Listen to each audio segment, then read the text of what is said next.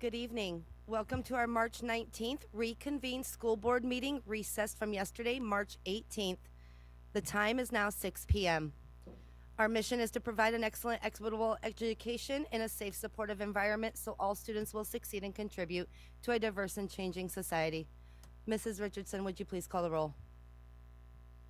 Miss Charlie? Yes. Oh, did she leave? Oh, okay, I'm sorry. She's excused. Mr. Shannon's excused. Colonel Cole and Colonel Foster are excused. Mr. Burgess? Here. Miss Carol Hubbard? Here. Mr. Dorn? Here. Miss Julian? Here. Miss Maple? Here. Mrs. Hardy? Here. And Mrs. Burnett? Here. Thank you. The board has a quorum. Thank you, Mrs. Richardson. Tonight, the board will continue on our FY26 proposed budget discussion and work, including but not limited to budget subjects related to drafting and voting on our recommended budget. Last night, we left off in our district-wide category after finishing with secondary schools, noting that we will come back to the PTR conversation after we go through our budget. So starting with district-wide, we will kind of continue on the same path that we did yesterday, and we will go through the categories one by one, getting either a consensus or a vote before moving on to the next. So starting at district-wide, going into budgeting for vacancies, Mrs. Julian, I see your hand. Thank you, President Burnett. I'm going to support budgeting in a 1% vacancy rate at $1.6 million. I'm grateful that the board gave me the latitude, and the administration also entertained this proposal that I presented for the board to consider before spring break on the 7th of March. The reason that I'm proposing a 1% vacancy rate, and so just for the listening public, in general, organizations can usually anticipate savings from vacancies. Vacancies are a natural occurrence by no fault of anyone. Some large organizations include savings projections from vacancies in their budgets. For illustrative purposes, a large organization may have a $100 million budgeted for all salaries and benefits. That budgeted amount is the total needed if all positions are filled 100% of the time. However, it is reasonable to anticipate vacancies, again, by nobody's fault. Let's pretend that that organization's a school district like ours. School district vacancies are usually staffed with substitute or temporary staff until permanent hires are made. However, substitute and temps are usually paid with allocated substitute funding, which is a different pot of funds than the funds budgeted for those permanent positions. So therefore, vacancies are usually provide unanticipated savings for large organizations, of which ours has about 1,300 employees in it. So if that organization had planned $100 million for all salaries and benefited position, projects just a 1%, a very conservative vacancy rate, they would include a savings of $1 million. And thank you, Mr. DeGraff, for adjusting $1 million.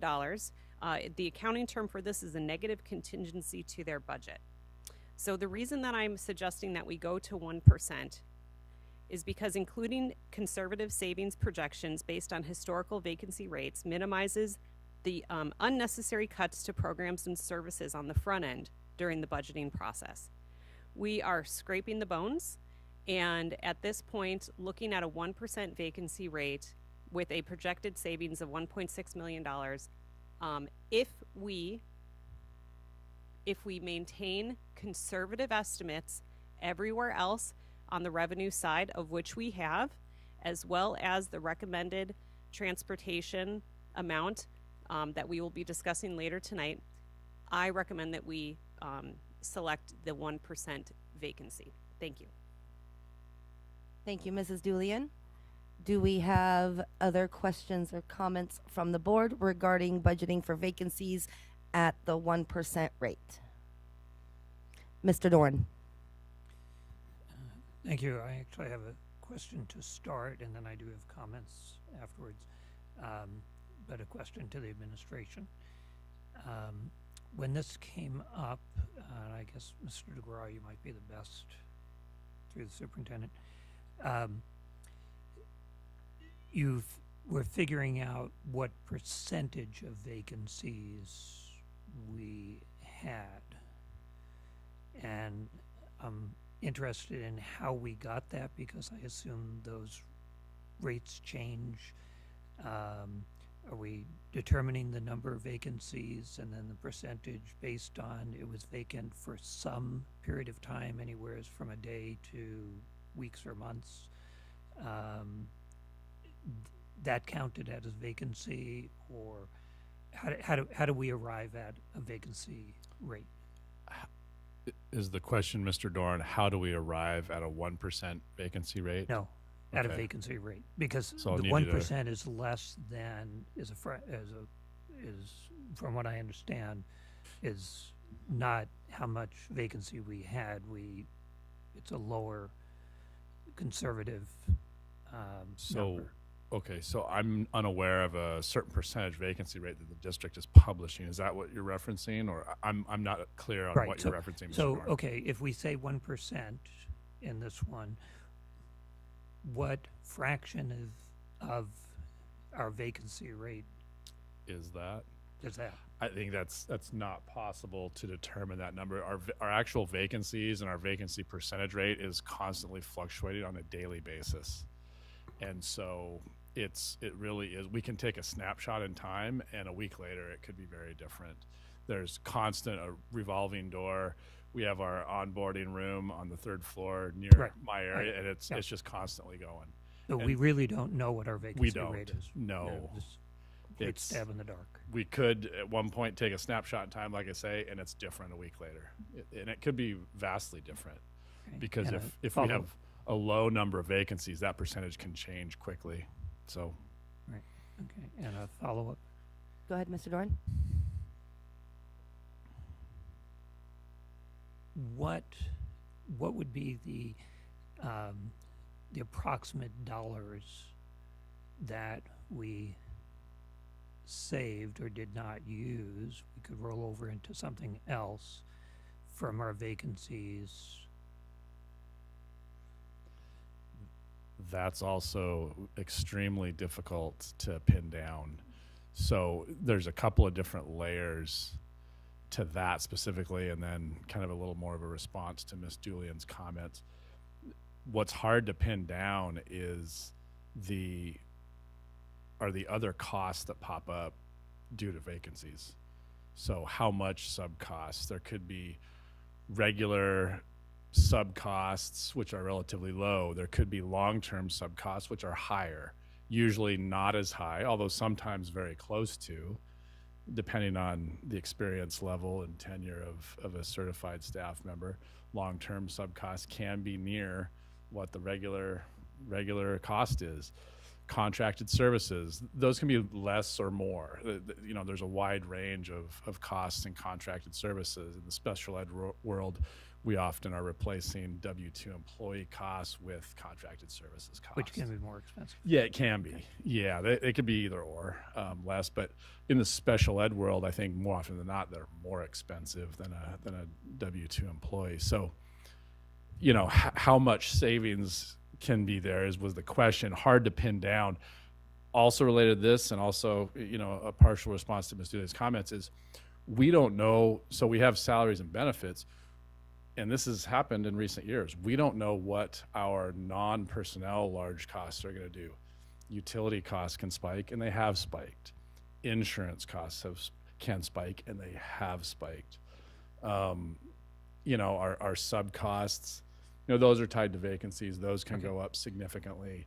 So, No. you know, the savings from vacancies hard to pin down, and then just overall expenditures district-wide, you know, it's hard to forecast, you know, where those are going to come in. So, If I could have just a short follow-up and then put me back. in Short queue. follow-up, Mr. Dorn.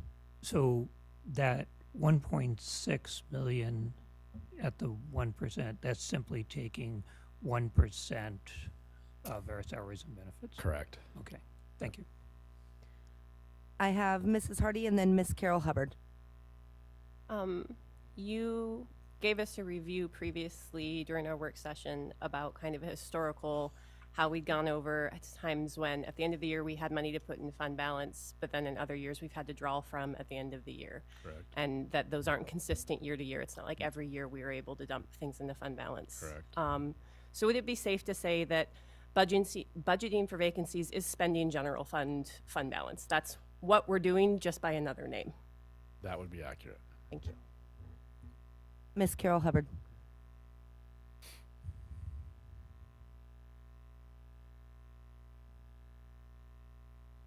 Sorry, I was just processing what Mrs. Hardy said. It took me a minute to roll around in there and land. So I would be in favor of selecting one of these vacancy rates. I just want to make sure that we're selecting a conservative vacancy rate. It's not, I don't think the intent is to get us to the maximum amount that we can squeeze and then spend it all. I don't think that that's the intent behind this at all. I think the intent is that as we look at, you know, the newspaper on any given day, somebody told me the other day that they were looking in the newspaper and that the Help Wanted ads, it was an entire page of not school district employees, but Fairbanks North Shore Borough employees. Like, it was just a whole page of borough and ads of vacant positions. So at some point we should kind of know kind of what's out there. I know every Friday or something we get an HR thing, and there's like 2 or 3. Okay, so vacant positions that I see that come to my email. And then we get lists of people who are retiring or people who are job ending and the new employees. So like, I see that, you know, there's, I don't know how many are there, 10 to 12 on the outgoing and kind of 10 to 12 on the incoming. So you're right, it is kind of a revolving door. Can we get any kind of a guesstimate that would be a conservative? Like, could we say 10 employees would be a safe number to say we're probably going to have 10 employees not hired at almost any given day during the year? I think Dr. Minor has got his hand that up over be- here. Could I'll that be jump fair? in. I mean, I don't know if that would be fair or not. And so I think what this would potentially do is set a baseline for us for the year. And then if we wanted to go forward with a concept like this, we could start measuring that. But given this was a new concept for the board and administration to explore, we heard about this on Monday. We haven't been able to dig into specific details that would answer all of the questions. And so as I discussed on Monday, it is a bit of a risk in doing this, but there are also other risks that the board could have taken and looked at. And so we were talking about state revenues with an $800 BSA increase. That would have been a risk. People were talking about sweeping transportation funds, and that would have been a risk. And all of those also would have been potentially looking at fund balance to fill those holes if those funds didn't come through. And so I do think this is a reasonable risk. I'm not saying that the board needs to go to the 1%, but it would potentially set a baseline for the district to start measuring some of those things. But to get to your specific questions, we just don't have those details this evening. Okay, follow up then. Follow up, Ms. Carol Hubbard. So then based on that then, and that's fair, that we really don't know because we haven't been measuring it. And so I respect that. So then I would definitely be in favor of taking advantage of budgeting for the vacancy, maybe just at a lower, like maybe at a 0.5%. Something that is that still puts the money to be used, so it's not sitting on hold, but maybe not so much that it's going to put us in a bind.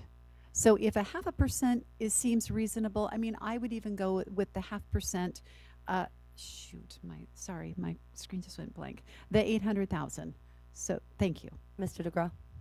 So just building on all of the comments, looking for, hey, yeah, what are our average, what's an average level of vacancies that the district has? I would propose to the board that it's not necessarily relevant, because we looked back 2 years. 2 years ago, our expenditures came in $2.5 million under budget. Okay. Let's say we had done a $1.6 million, 1% vacancy assumption. It would have knocked the $2.5 million surplus down to $900,000.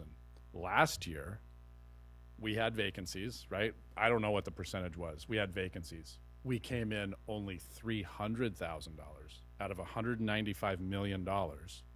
We came in $300,000 under. That would have, if we had had the same 1%, it would have put us 1.3 million into the negative. And we had some level, and that's illustrating my point of our other costs. We have 20 million, 25, 30 million dollars of other costs in the district. What are those expenses going to do? If we see spikes in those, then it negates the savings in the vacancies. And so really in the end, it's not necessarily relevant what level of vacancies are there, because we have $30 million of other costs, $30 to $40 million of other costs going on. And really we're looking at the total bottom line. So in the end, it's a risk. In the end, I would 100% agree with Ms. Hardy that it's a form of budgeting fund balance. And it is, regardless of whether there's a surplus or a deficit. The 2.5 million becomes 900,000. There was 2.5 million there to go into fund balance to create financial health and stability in the district. Now it's only 900,000. Instead of 300,000, it's a $1.3 million draw on the fund balance. So it's whether there's a surplus or a deficit, it's a draw on fund balance. So I'm going to maintain my professional opinion in opposing that to the board. Obviously, the board can do what it pleases on this topic, but it's just a risk. And if the board chooses to take this risk, I would strongly urge the board to avoid other risks that Dr. Miner has brought up. Thank you, Mr. DeGraw. Mrs. Hardy. Yeah, I would say I'm not prepared to vote on this particular thing. At the end, the same way as before, I see this as voting to use our fund balance. In the end, to balance something, I'm happy to consider that, especially if it gets us a lower PTR or is able to afford other things. I think this is a lever that we pull later, but pulling it right now is just giving us permission to spend money or feel more comfortable spending our fund balance. That is what we are doing. We're spending our fund balance. Mr. Dorn. I'm not in favor of going this route, but I do want to say that I really appreciate trying to look at the revenue side. We often forget that side, or we limit ourselves on that. So I think taking things out of, opportunities to look at stuff. But this particular one approach I am not in favor of for a variety of reasons. One is that what may appear to be vacancies, like when we get things from HR, we just go online and look, they're doing recruiting. They may not be vacant positions. They may be where someone is going to be leaving. They've given notice, so we're advertising, so we have someone to go in right away. There may be transfers or turnover, but we're advertising to get those positions filled. The fact that we have so many unknowns, we really don't know any of this information. And I would second what Dr. Minot mentioned about is if we wanted to try this, that we really look at it carefully. I kind of look at my questions on the revenue side linked to this when I asked about impact aid. Are there ways that we could be getting more, and the district is administration is actively looking for that. This could be one of those things. As with impact aid adjustments, they're too risky, they're too unknown now.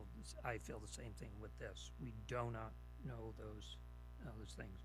The other thing that I keep looking at is as we trim positions within our budget, we are coming down to more the absolute need to fill those positions, and as we cut positions, in a sense, it gives us a pool of people who may be interested in transferring into other positions. But we are already very, very thin on our staffing by budget constraints. That I think doing this puts us in a more difficult position.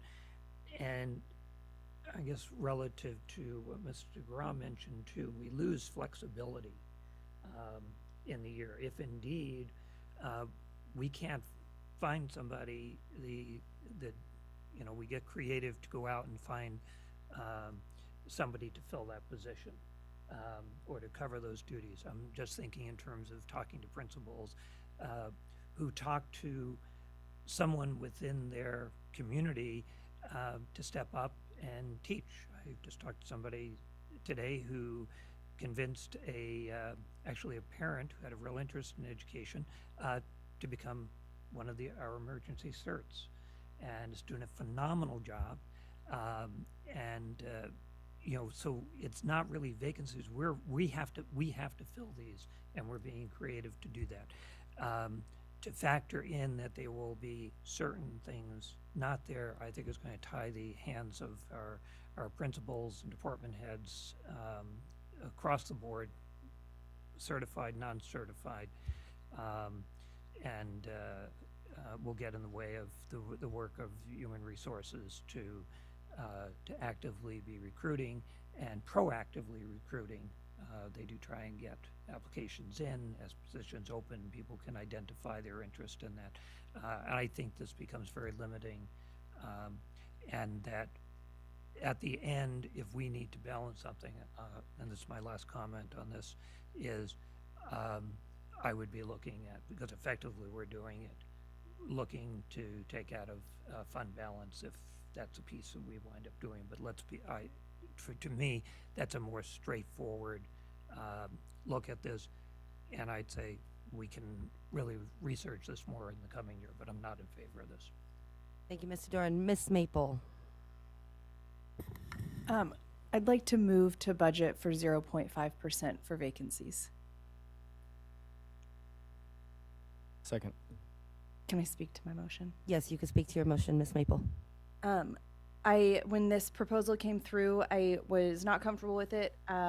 It wasn't something I'd considered, but looking through Ms. Julian's proposal, I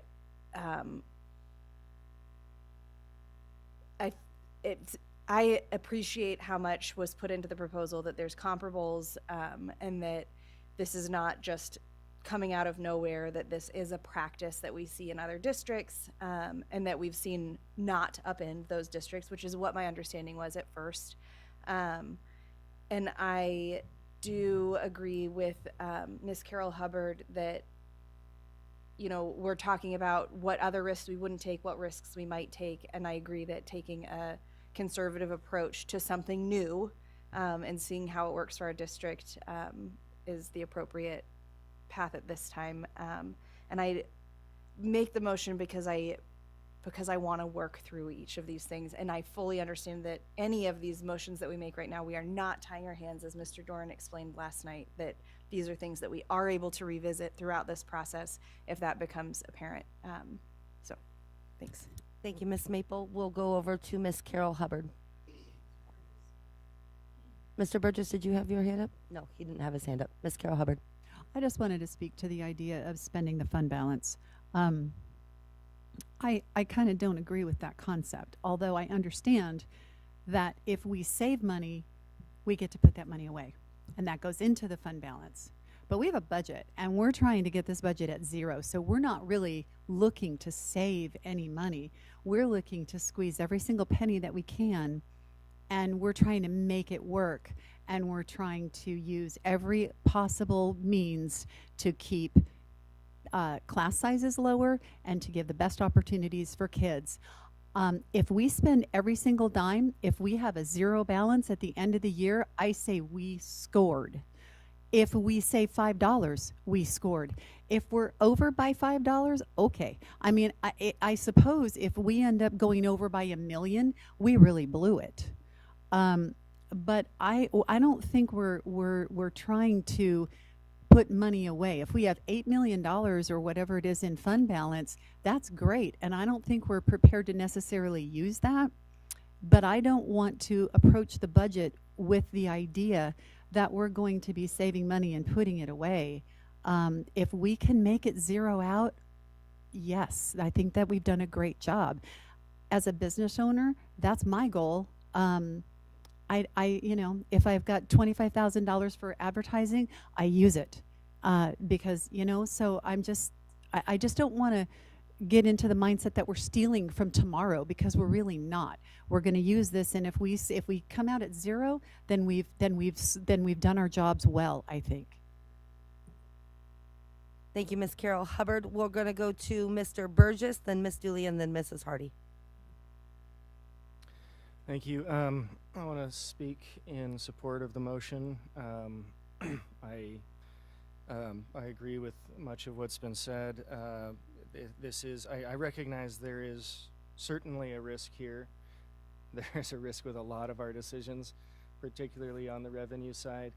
You know,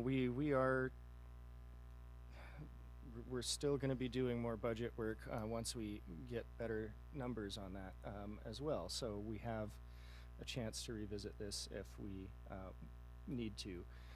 But I will say that you know, I was not in favor of this idea when I first heard it. It was hard to wrap my mind around, to be honest, and seemed that it was perhaps a risk too great.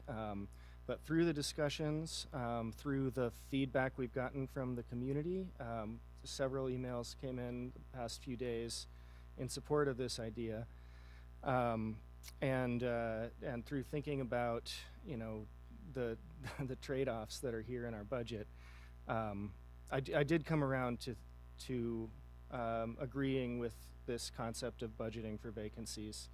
I think that, you know, I would actually be willing to go to 1%, but if it makes it more palatable to other board members, the motion at 0.5% I think is a reasonable compromise.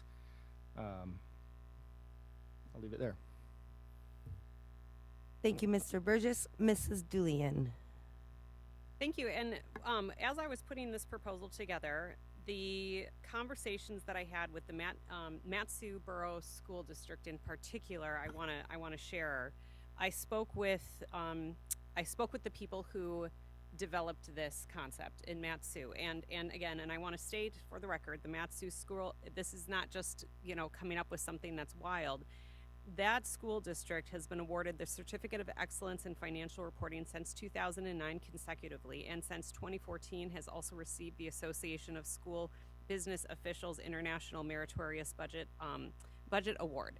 So when I spoke with them, they recognized that this is and I also want to recognize that our own school district also is award-winning with our financials. So when I spoke with that business office and explored this idea and then vetted it with several people who are in charge of incredibly large budgets in this state, with the University of Alaska, with Mat-Su, I spoke with Kenai, I spoke with Juneau, I spoke with Anchorage.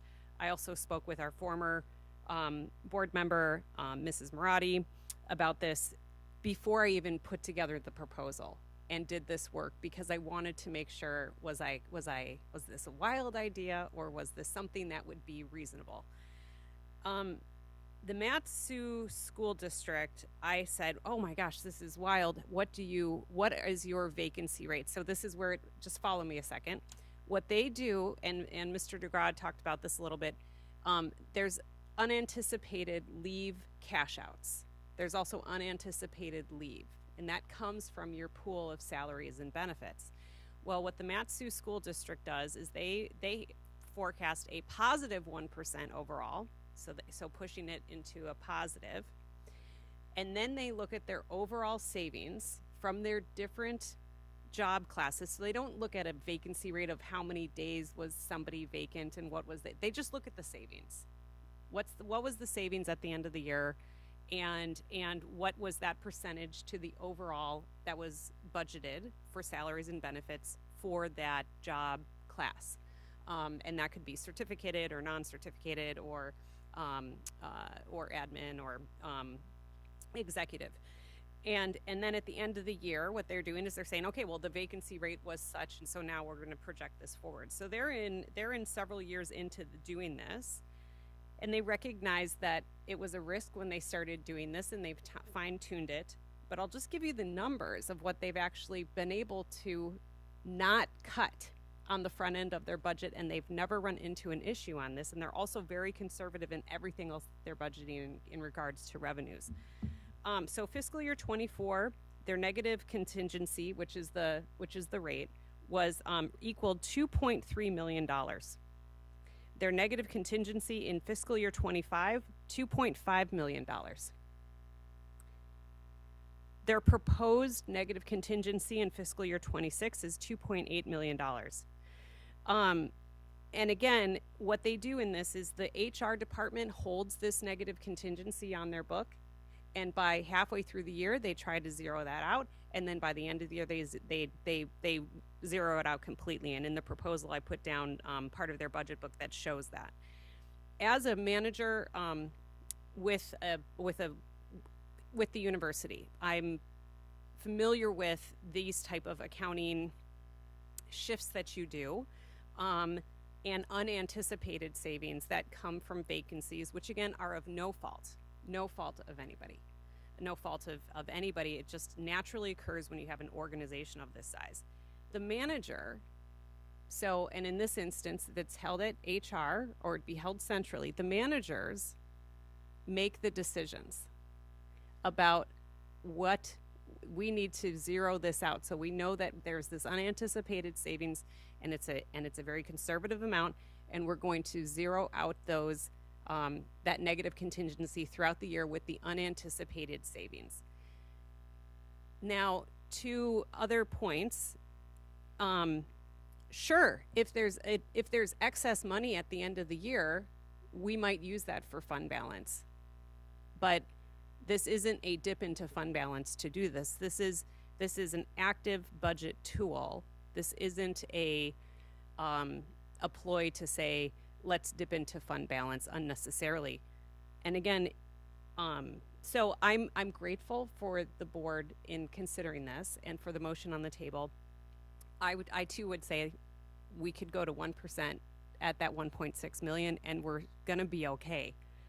Especially seeing that there's another school district in this state that has been able to avoid making unnecessary cuts. And when we're talking about unnecessary cuts, we're talking about increasing class sizes and eliminating more teaching positions.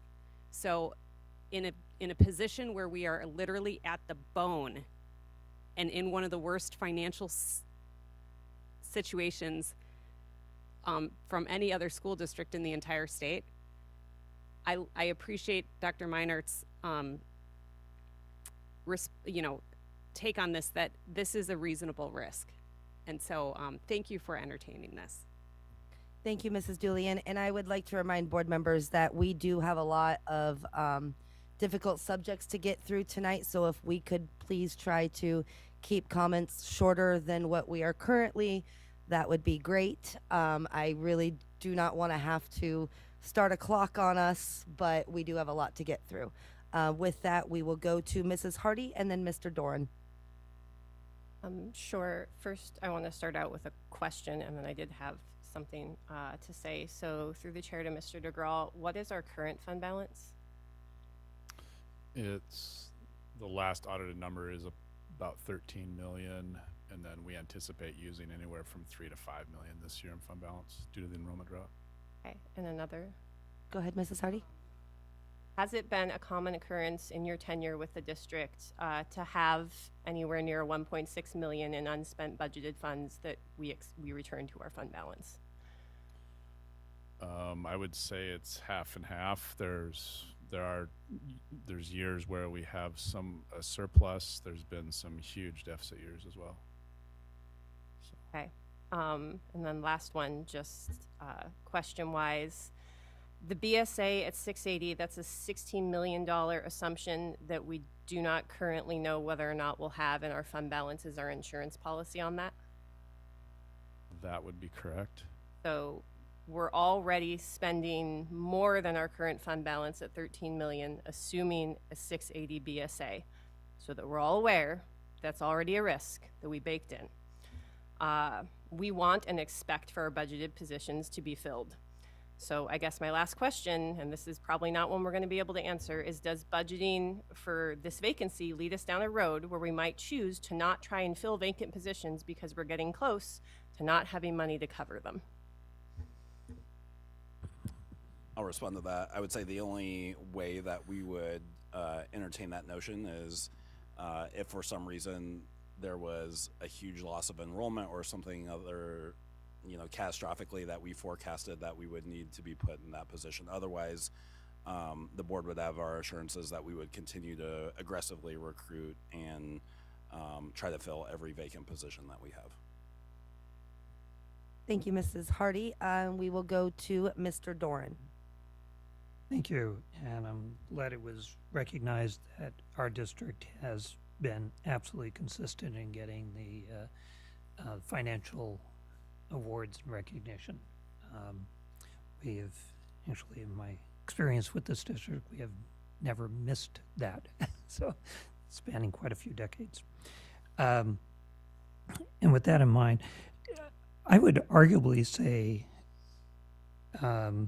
it is not a risk to do this because we are sort of, in doing it, we're actually making a assumption, a commitment that it will be covered from fund balance because we are spending this money right up front. And when I look at other districts, which, yes, it's good to understand their experience, but I have some skepticism on that in terms of context, that they, Matsu has been mentioned extensively, they're a much larger district, they have much larger flexibility, arguably they have a much larger fund balance, and so they're a very different situation than we are. And we're making a commitment up front, which then, if that goes into play, we have filled those positions, made those commitments, and we're stuck with that. And whatever is in our fund balance is basically our backup for this.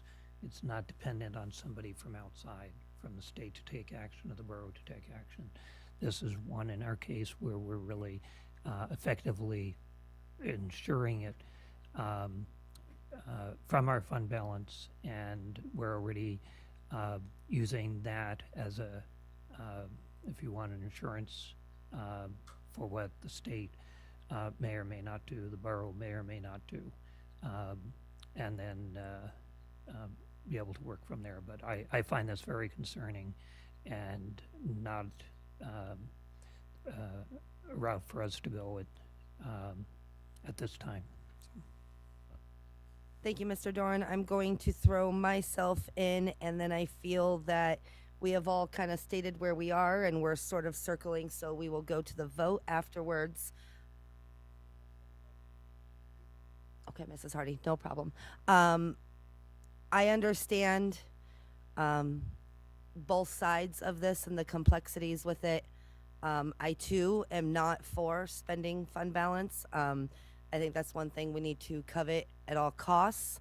But I also understand that we're in a difficult situation with a lot of difficult decisions that are about to come before us tonight.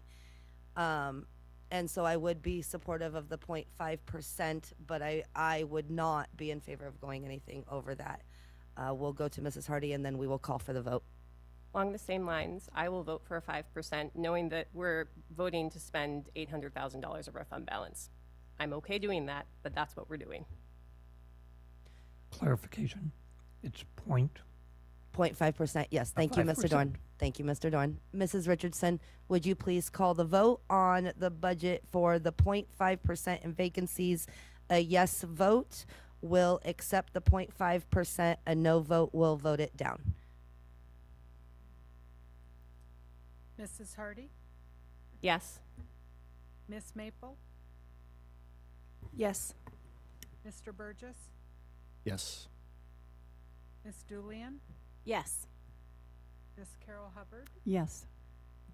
Mr. Doran, No. Mrs. Burnett. Yes. Thank you. Motion carried. Next up, we have the regular instruction supplies. It is an investment of 25%, an increase in regular instruction supplies budget at elementary, middle schools, and high schools. It is an addition of $70,000. Right now, we have opted to not to by consensus, but is there anybody on the board who wishes to have that checked and make that investment at this time? Seeing nothing from the board, without objection, we will continue on. We will go into educational options and opportunities. Right now, this is for the best homeschool satellite locations, one for Two Rivers at $165,000, one for Midnight Sun, which is at $127,000, for a total of $292 into our budget. And so we will have discussion. Currently, we have both checked, both locations that we would like to add by consensus. And so with that, we open that up for discussion from the board. We have Ms. Maple and then Mrs. Julian. I am strongly in favor of the best satellite at Two Rivers. I at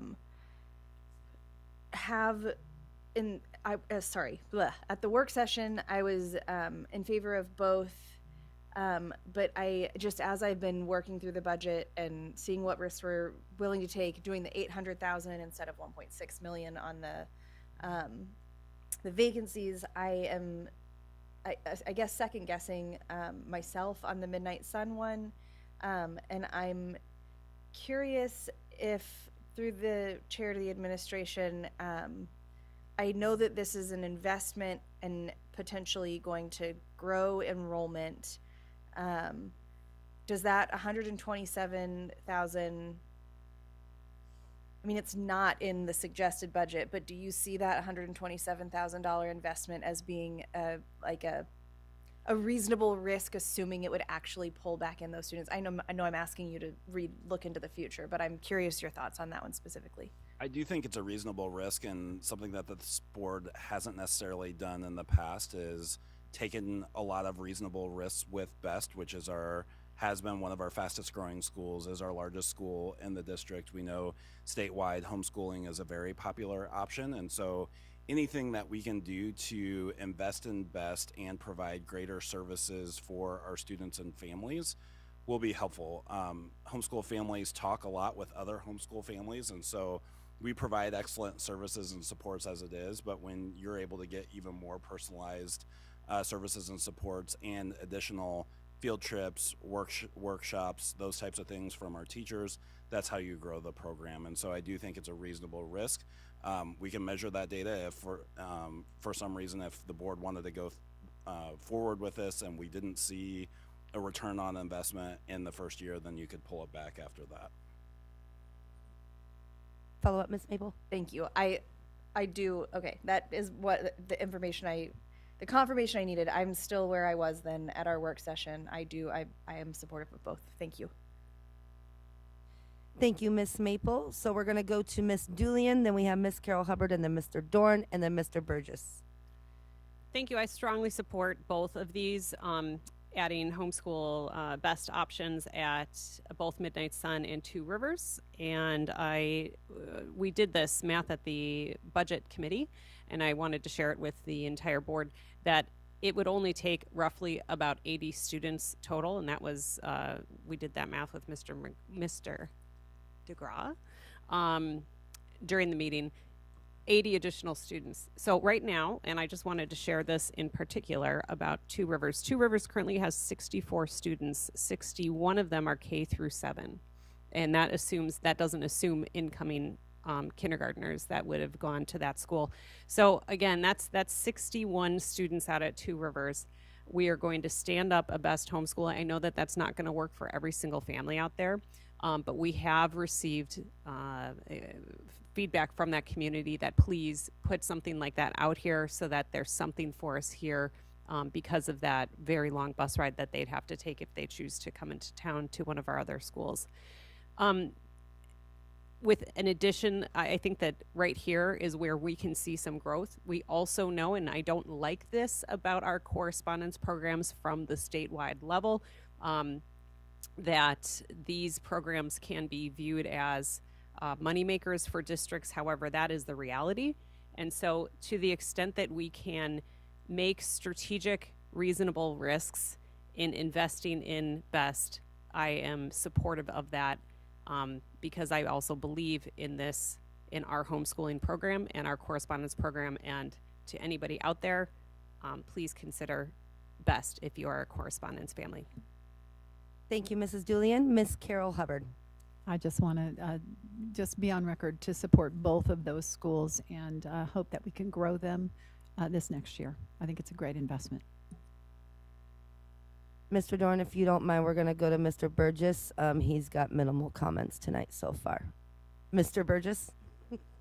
Appreciate that, but just wait. I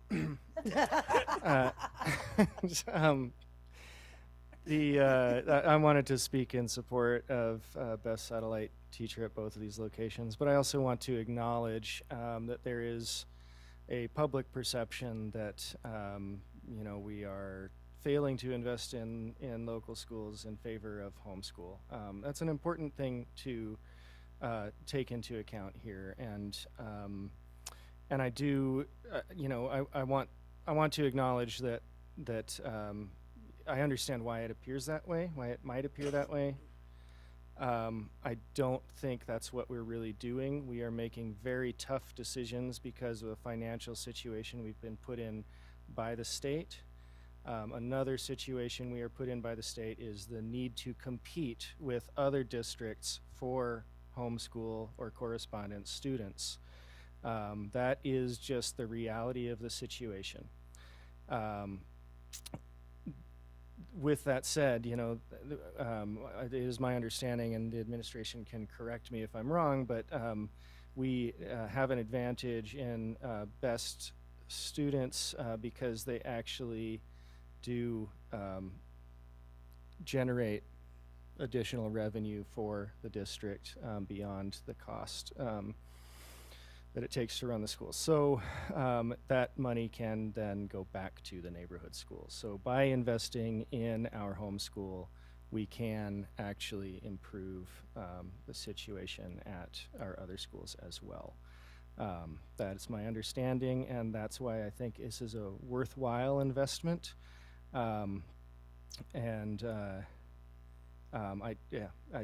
course, I believe that this entire board supports neighborhood schools, but this is something that tangibly can bring us in more revenue. Thank you, Mr. Burgess. Mr. Dorn. Thank you. And I'll start with a couple of clarifications that I want to have through administration. One is, does the head teacher, as other head teachers, carry a caseload? Yes, I do. They do? Yes. Okay. Yep. And I want to confirm that what we were told on Monday, that this cost is we would be hiring 2 additional ed specialists to man these. Yes, that's correct. Okay. Thank you. So when I look at, I'm not in favor of this, but I want to make a very definite distinction. I am very in favor of having satellites. One in the North Pole area, one in Two Rivers area. Absolutely would support that. What I am concerned about is the additional staff. Currently, BEST is projected for 776 next year. That's our best projections at this point. With the 7 ed specialists, including the head teacher, that's a caseload of 111 students. With the addition of 2 more, that drops their caseload to 86.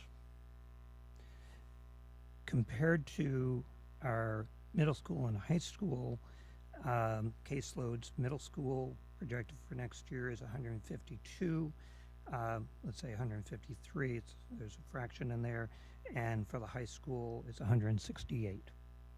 There's a significant difference. And our middle school and high school, neighborhood schools, they're prepping, teaching, correcting, assessing, doing all the supports, family contacts, etc. And I don't want to minimize in any way what the best ed specialists do, because there's a lot of work to that itself. And I was very impressed when I was visiting recently. In part of the conversation is they're trying to figure out there is a new aspect of best families who really want the communal activities, and I happened to be there when the gym was quite full, with a lot of parents there and sitting in the bleachers. But you know, and I think that's an important thing. So I think they're doing really good work, but they have the staffing to put a teacher with current staffing in other areas of the district, and to put in $250,000 for what we already have with a low caseload does not make sense to me at this point. If it grows, we would do the same thing as we would do if a neighborhood school grows and we need to add staff. And that would be, but based on what we have, we've got a large discrepancy in terms of caseload. We have the ability where the parents are the teachers. They have decided that that's what best works for their family. And then, you know, how we provide supports to them and opportunities for them to get together. Having a physical location has been great. We have space in our schools for these, for them to say, okay, we're going to send 2 people and station them at other parts and outreach. And that was both suggested last year, encouraged last year. It did not happen. We really can do that this year. And so to me, it is not spending $250,000 for that and adding to a school that's already well-staffed and does not make sense. So I'm not in favor. Thank you, Mr. Doran. Mrs. Hardy. First a question, what is our current enrollment at best? I had heard it was different, like I looked, it says 788. Almost 900. Okay, so it has grown significantly since the data dashboard. Yes. So I guess my question is, to Mr. Doran's point, is there some way that we could set a PTR for best, where if caseload is that number, then as they grow their enrollment, they should be getting an additional teacher or staff person to handle their increased enrollment, as we would do with any of our other schools? We could definitely do that. I mean, an average caseload for homeschool programs in the state range from about 100 to 150. 150 is definitely at the top end of that. And so if we do want to grow and invest in our program, I would encourage being at the lower end of kind of a PTR range for those ed specialists there.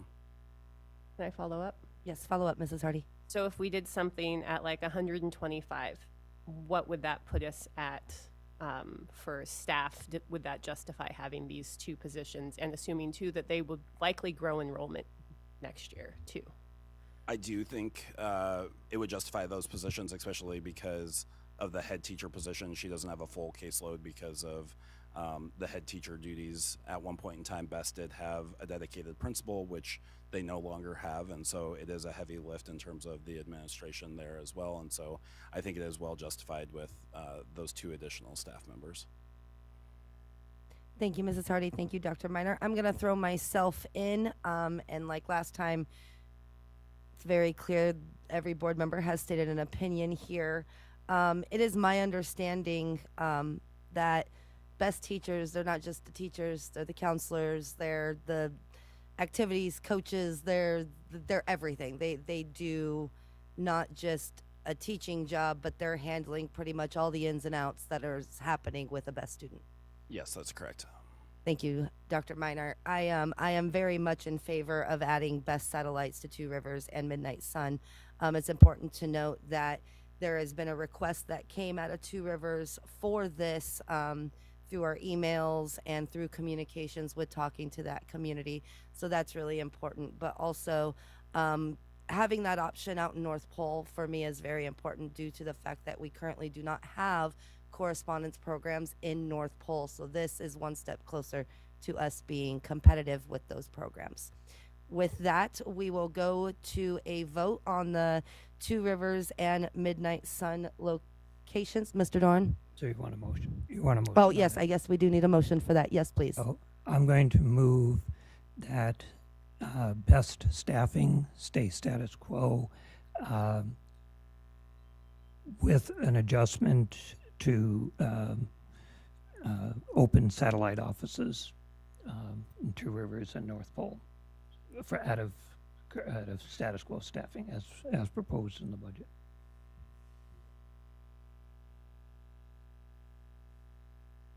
Motion dies for lack of a second. Mr. Burgess?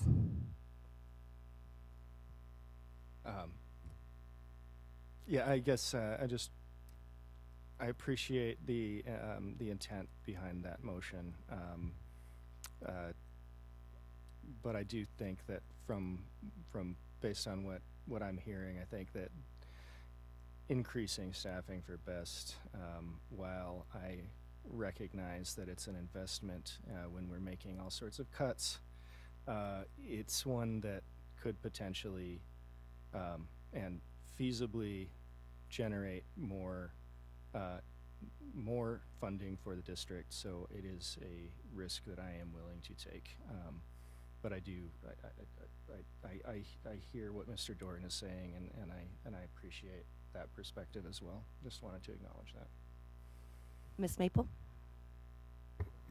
Move to establish a best satellite at Two Rivers location and at Midnight Sun in North Pole. Second.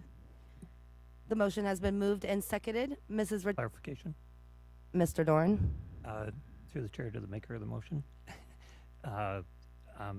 Is that the assumption that that involves 2 additional staff to? Correct. That is my intention, yes. Okay. Mrs. Richardson, would you please call the vote? A yes vote will give Two Rivers and Midnight Sun a teacher at each location to open up satellite offices for the best homeschool program. A no vote will vote that down.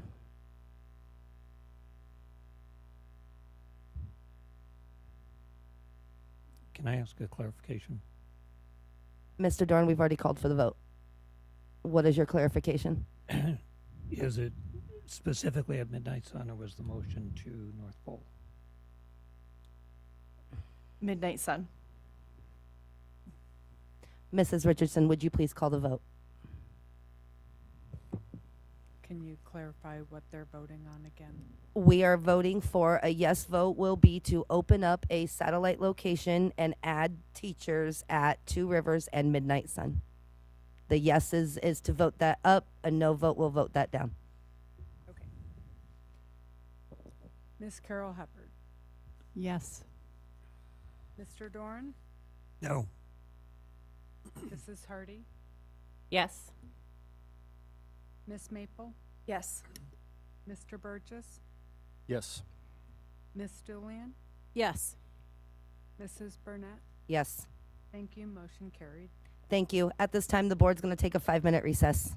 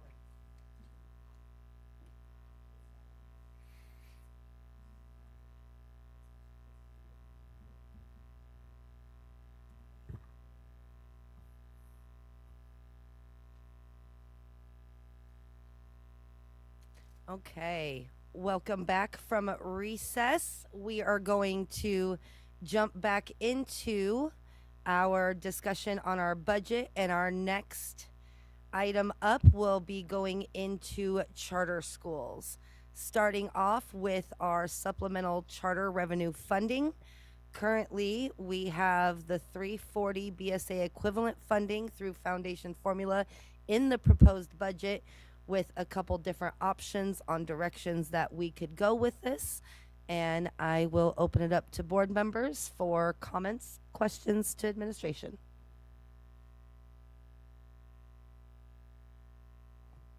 Mrs. Julian. Thank you. I went back and forth on, and I guess I'll first talk about the supplemental charter revenue funding, and if I may, it's related to the indirect charges for charters that was added as well, the 4% versus 8%. And this is where I was really, I had to really remind myself that we really don't know and so where I landed on this is to trust the recommendation from the administration, which is the 340 BSA equivalent, which has already been articulated to our charter schools, and so I appreciate that communication has already happened.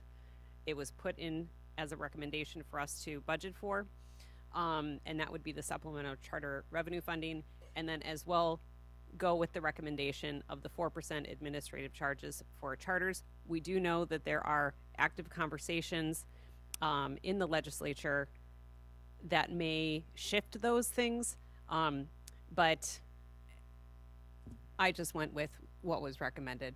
So thank you. Thank you, Mrs. Julian. Mrs. Hardy. I would recommend, since we've taken risks other places, that we budget as if it was going to become a 680 within the BSA, because if that is what it comes at, we will not have a choice, but we will have spent over $500,000 that will blow a hole in our budget. So the most conservative thing to do at this point is to assume it's 680 within the BSA. If it comes back that there is no within the BSA 680, then we have $500,000 that we can do with add-ons and other things, but if we spend it now, it's going to be a whole lot harder later. Thank you, Mrs. Hardy. Ms. Carol Hubbard. Could we split the difference between those two opinions, and could we go in the center and do a 510 so that we don't have quite as much to make up if we're wrong, and we have not quite as much to spend if we're right? Mr. Dorn. I'm going to support keeping what is in the proposed budget for several reasons. It's based on sharing the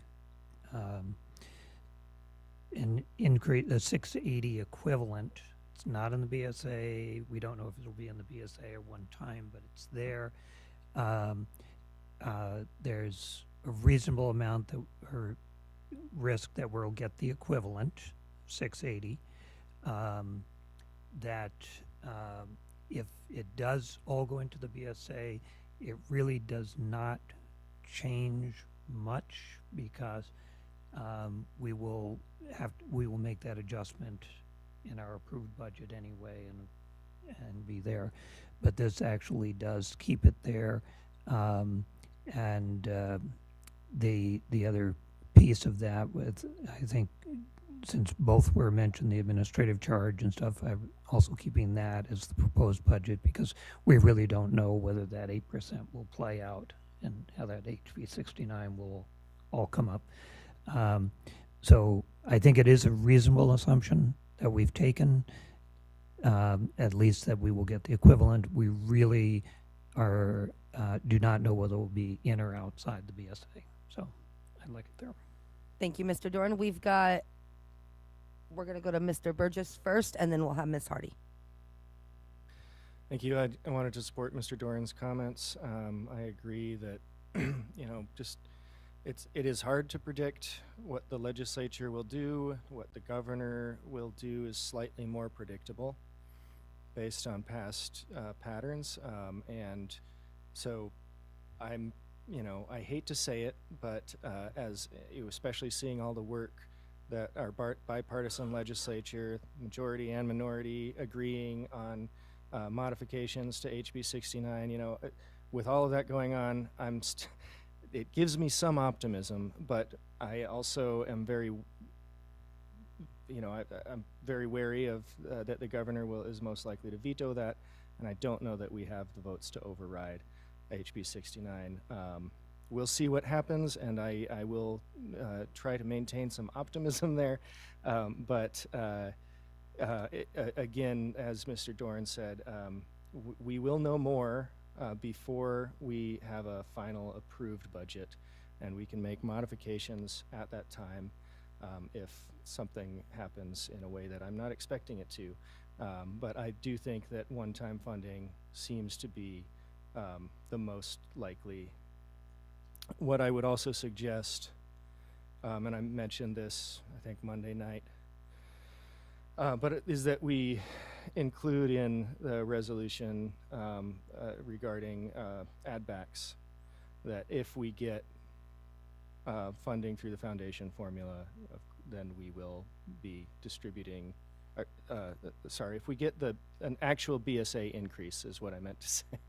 Reading while I'm, if we get an actual BSA increase, then yes, we will put that, of course, to our charters as we are obligated to do. And I think that helps to illustrate why all of our schools, charters included, are dependent on the BSA, and why that's what we actually want. I'm not suggesting that we make a budget for political reasons. I am saying that should be on our add-back list so that the legislature understands exactly what our choices are. Thank you, Mr. Burgess. Mrs. Hardy. As I've said before, I am a charter school advocate, and I am okay. Dr. Meinert proposed it to me before he proposed it, I think, to most anybody else. And I said, actually, yes, I am okay with half. And I've talked to my charter school, other advocates and friends, and they also all agree that this is a way that they can help share the burden. That's not the problem. And the way that we have this vote and the way that we're going through things is creating, we can vote and say, fine, let's give charters half if it is within a 680. But this board also needs to realize that we're seeing this like a bank account going up and down, and that's $520,000 that we all think we get to spend, and we don't.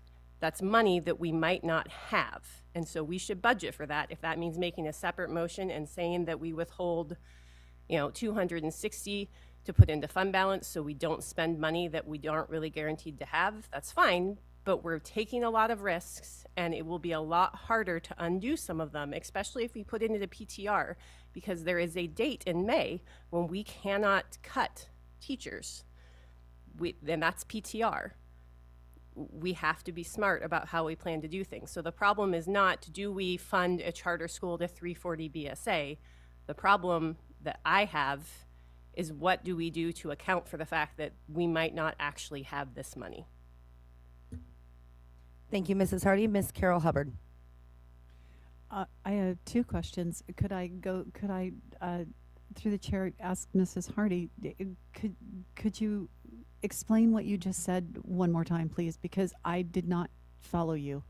I apologize for that, but I need to understand what you just said. Mrs. Hardy. Sure. This savings is only a savings if we assume that the 680 BSA is going to be one time outside the BSA money, like it has been for the past forever, since 2017. We haven't had an increase to the BSA. So we are choosing to not pass on all of the money in one-time money to our charters. Because it is outside the BSA, we legally have that right. If it is inside the BSA, state statute says you shall give them their portion of the funds. So the charter, and I have talked to my principal, I've talked to other, they agree. They are okay sharing the burden because charters are shielded from a lot of it. That makes sense. We have charter school advocates that are advocates for all of our schools. I support giving them less as a way of sharing the burden.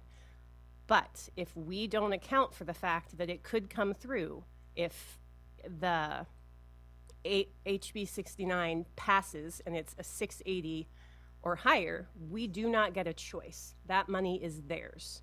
They've already accounted, if we assumed a $1,000 BSA, that money directly going to charters. It was only that 680 that doesn't account it because that's in the proposed budget, and we're taking some of that money to use to offset our deficit. So if we spend it right now, and then it comes through as inside the BSA money, we have spent money we do not have. Okay, so just to clarify, so you're suggesting that we go with the 680 BSA on this in order to keep that 520 set aside? May I answer? Yes, Mrs. I Hardy. actually don't think we should do that because that is a vote saying that no matter what, we're going to give them a 680 BSA equivalent. Okay. And that's a binding vote. I am fine voting that outside the BSA, we will give them 340.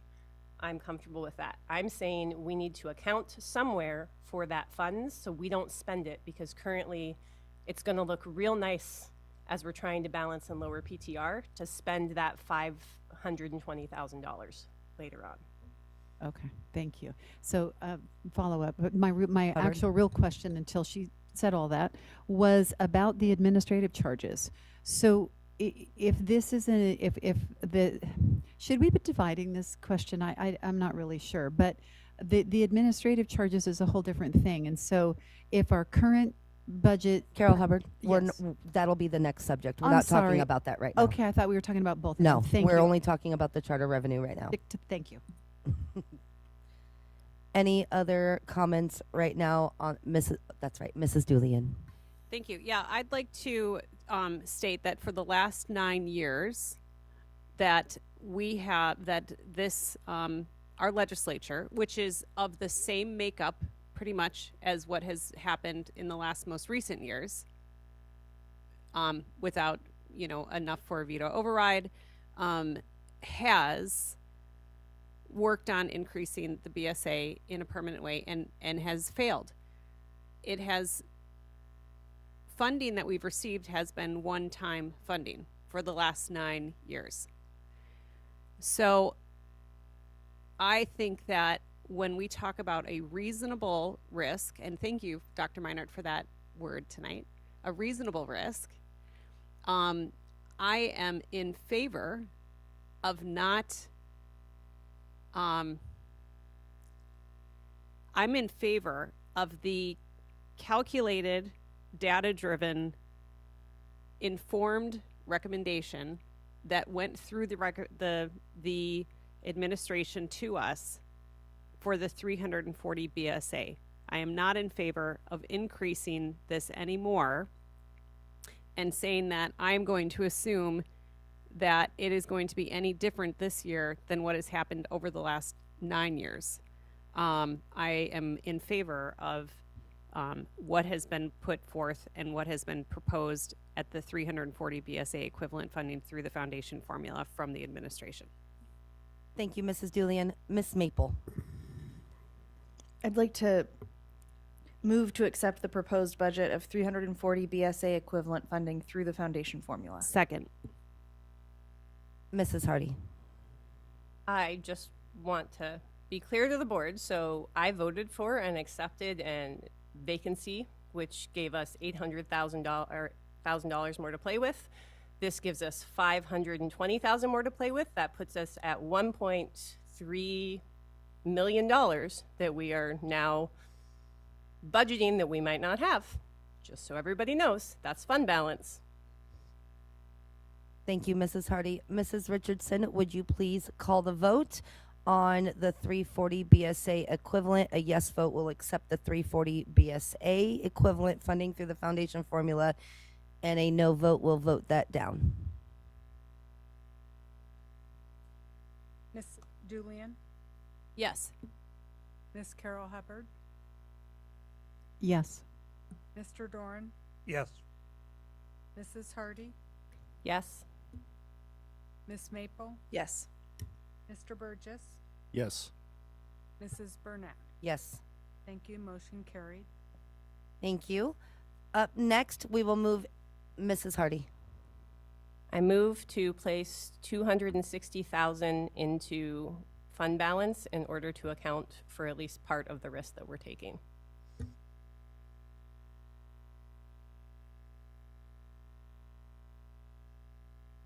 Motion fails for lack of a second. We will move into indirect charges for charters. Administrative charges for charters. Currently, we have a 4% administrative charges for charters in the proposed budget, with an option to go to an 8% administrative charges for the budget, which would be $375,000. And a question before we go to the board, to administration. This is an assumption based on what would pass in the legislature, correct? That's correct. If HB 69 passes, that's the 8% is what is proposed in HB 69. The 4% is what is currently in state statute that we can hold back in the indirect costs for charter schools. Thank you. So I saw Mr. Burgess's hand first. Thank you, and thank you, President Burnett and Dr. Meinert for making sure that was clear. And with that in mind, all I have to say on this one is we just made a vote assuming that HB 69 is not going to completely pass. So we should stick with that and be consistent. Thank you, Mr. Burgess. Is there anybody on the board who disagrees with that notion? Seeing none, so without objection, we will keep the 4% administrative charges for charters in the proposed budget. That will move us into the discussion on charter school costs. Currently, we have nothing in our budget. We have 3 different options.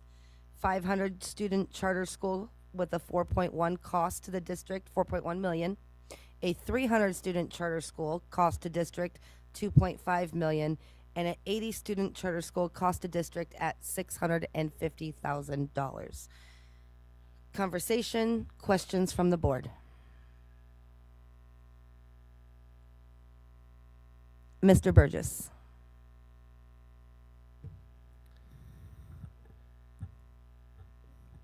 I'm gonna ask the board to bear with me because I may speak for a while here, I actually, because it's related to the topic that we're discussing, I was hoping that I could address some of the public testimony that came up yesterday. Some of it seemed to be in direct response to my comments at Monday's work session and in previous work sessions. And I just want to start by acknowledging the humanity of board members here.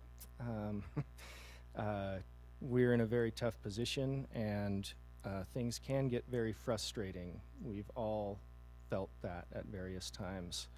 And on top of that,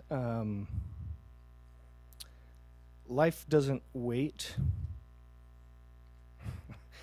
for us to, it doesn't pause when we're in these budget discussions or in any other situation. And so I just wanted to say that, acknowledge that I was emotional on Monday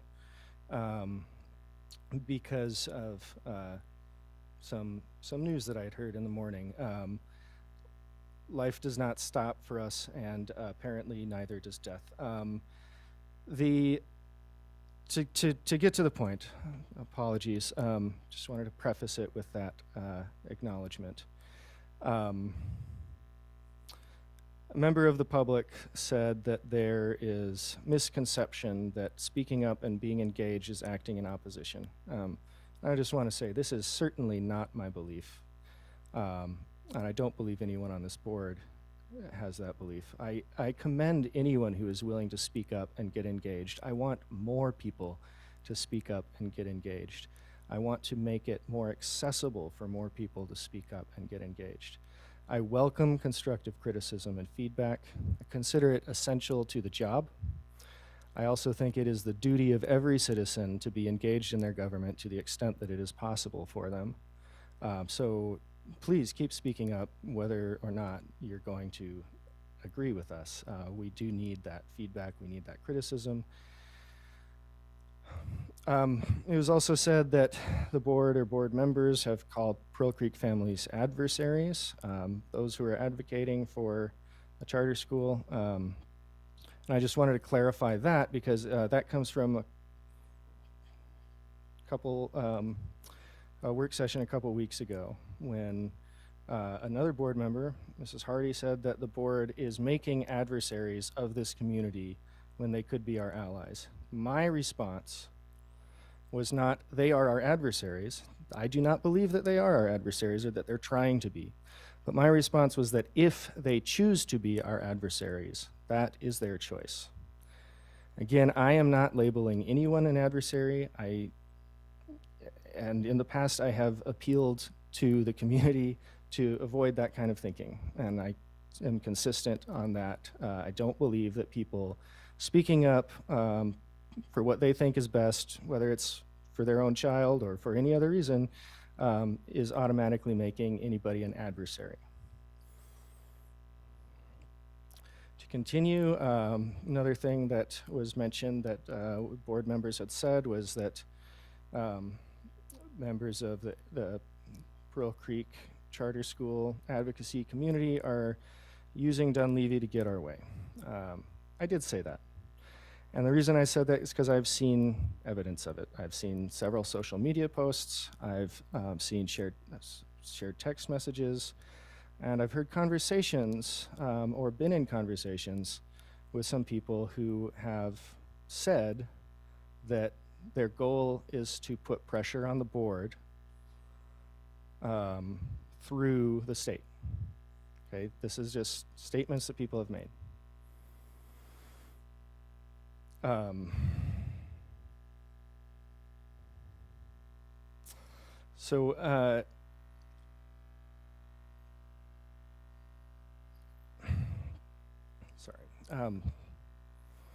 After we voted on the school closures, this board received several emails, of course, but one email that we received stood out to me. It was from a member of the Midnight Sun school community. And in this email, the writer was asking us, was advocating for their school, for Midnight Sun. One of the things they said was that, this is a quote, "Midnight Sun is not threatening the board with a charter school like Pearl Creek." That is a perception that came from the community, not from the board. That is something that the community, and this isn't the only community member that has said something similar. There are people who, when we're talking about divisiveness, there are people who are seeing these actions and viewing them as a threat to the district. Okay, that is just, again, other people saying this.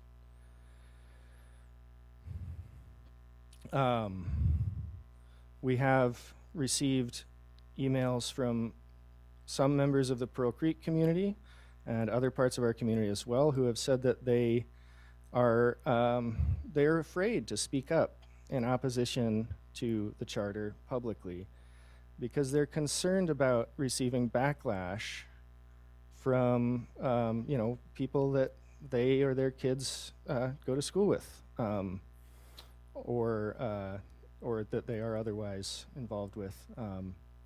And I got to say, I feel that one personally, having many friends who are considerably less friendly lately, who are part of that community advocating for Pearl Creek Charter School as well.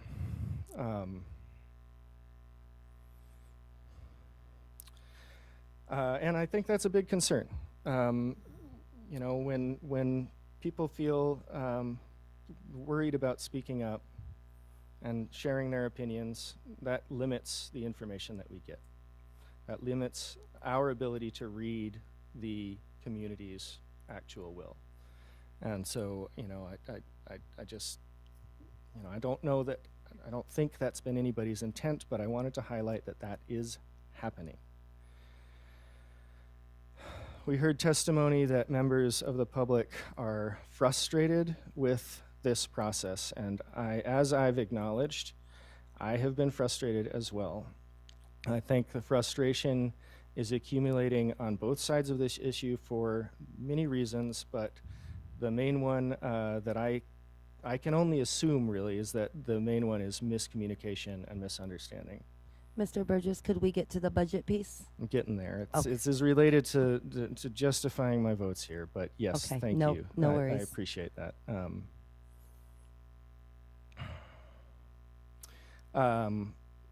So the part of this miscommunication, and this is where it really does come into budget, is that some Pearl Creek charter proponents have stated that they believe the charter will have a positive impact on the district, that it will bring money in, and I've heard people express this position. I understand that people truly do believe it, and that they believe that opening a charter would be in the best interest of the district. Some have even said a magnet would be even better. So you should reverse the decision to close Pearl Creek, and instead go with the magnet idea.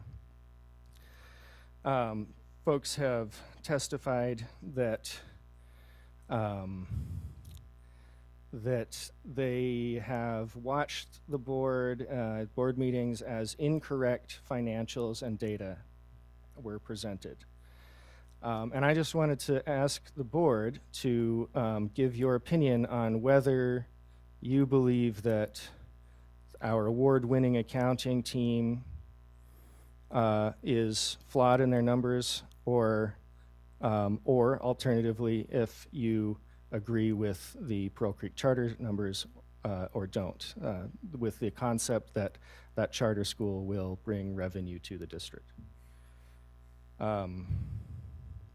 We have also, I want to clarify, there has been district administration time, board member time, and former board member time spent with APC members and other advocates for the charter school at Pearl Creek to try and clarify these financials and these data. I'm aware of several meetings and phone calls having happened, as well as emails, in which we, the district and board members, tried to clarify the numbers that the district is using and why this will be a cost to the district. And also why, we can't view a school in isolation, whether it's a neighborhood school, a magnet, or a charter, that it is part of a larger district, and all of the costs associated with that need to be considered. I want to say that a truly collaborative approach to any issue requires respect on both sides, listening from all, and an agreement to extend a certain amount of trust in both directions. So when we continue to have these meetings, we continue to try and provide the information to get accurate numbers, and that's not accepted. I think that there's a challenge there, and I would agree that that additional discussion could solve that problem if everybody is willing to listen and accept the information.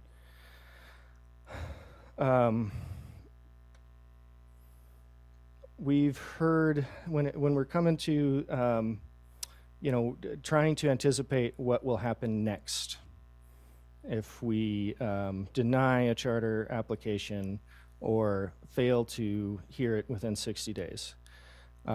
We've heard various versions of, we've heard different versions of what the state is saying depending on who they are talking to, essentially. But the common thread, so what I mean by that is that when we hear from DEED, we get a bit of a suggestion that they would be interpreted potentially in one way. We are hearing information from the community, from Pearl Creek charter advocates, that when they talk to DEED, they get a different message, right? But what is common in all of these communications that I've heard about is clear ambiguity, which makes it difficult to or impossible to really address it or take it into consideration at all. We've heard that they've gotten emails, but we haven't actually seen anything in writing that was shared with us from Deed directly. We haven't had any emails forwarded to us either to help clarify this issue. Some, and just to be very clear about this, the same entity that has suggested that we would lose hold harmless for opening a Pearl Creek charter is the one that is suggesting that we should hear their application within a 60-day time frame, and they would be involved in moving the appeal forward to the state school board if an appeal happened. So it's a mess. It's a mess. We're getting mixed messages, and when that happens, I think we have to kind of ignore the noise, frankly. Now, there's been talk about how this is causing division, there's divisiveness. I agree. But apparent divisiveness is not a good reason to reverse a decision or to make a decision that would be bad for the district as a whole. I would also worry that if we were to reverse our decision and cost the district money by opening a magnet school or reopening a neighborhood school, that would be in itself a very divisive decision, because we closed other schools as well, and we reduced the funding for another. So, and we've heard from people that support our decision as well. There's a lot of mixed feelings out there. This is natural when we have these big decisions like this. There's not very many choices that are available to us that everyone's going to like. It's just the reality of the situation that we're in. We received an email today in which this is a quote, someone said, "If you are going to consider reopening Pearl Creek as a magnet school, why would you not leave Midnight Sun and Two Rivers open as magnet schools?" I think that's a good question. And it's hard to imagine how the divisiveness would be quelled by reopening one school when we close several. Another email we got was from a Wood River parent who wrote in support of the board, agreeing with the need to consolidate schools and the decision to close Pearl Creek. And I'm going to read this quote here as well. This person said, "I trust the administration's assessment of the additional cost to open Pearl Creek as a school of choice. Closing the school was a necessary financial decision, and we must not lose sight of that. Pearl Creek is an excellent school with gifted teachers, engaged parents, and a beautiful outdoor space that we wish every school could have, but cuts were necessary. Since the closure vote, much of the focus has remained on Pearl Creek, consuming time and energy that should be spent addressing other district-wide budget issues. Recently, during a 3-hour work session, 2 hours were dedicated to this one school. I would have preferred that time to be used to explore other money-saving options that benefit all students." Mr. Burgess, and could we start wrapping up? Yes, I'm nearly you. done. Thank you. I just agree wholeheartedly with that statement. It was a necessary decision, and we have continued to spend time talking about it after the decision was made. This person also said that if we do decide to open a charter or a magnet school or to reopen Pearl Creek, that they would want us to close another school, including considering their own child's school, rather than increasing PTR or making other untenable or inequitable cuts. I'm going to end here very shortly, but wanted to talk about fiduciary responsibility as it was brought up at last night's meeting.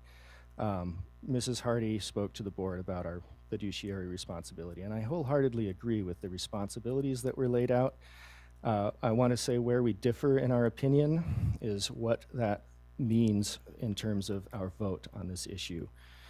Mrs. Hardy suggested that we should take into account the potential actions of another body that may be able to force a situation on us, and I strongly disagree.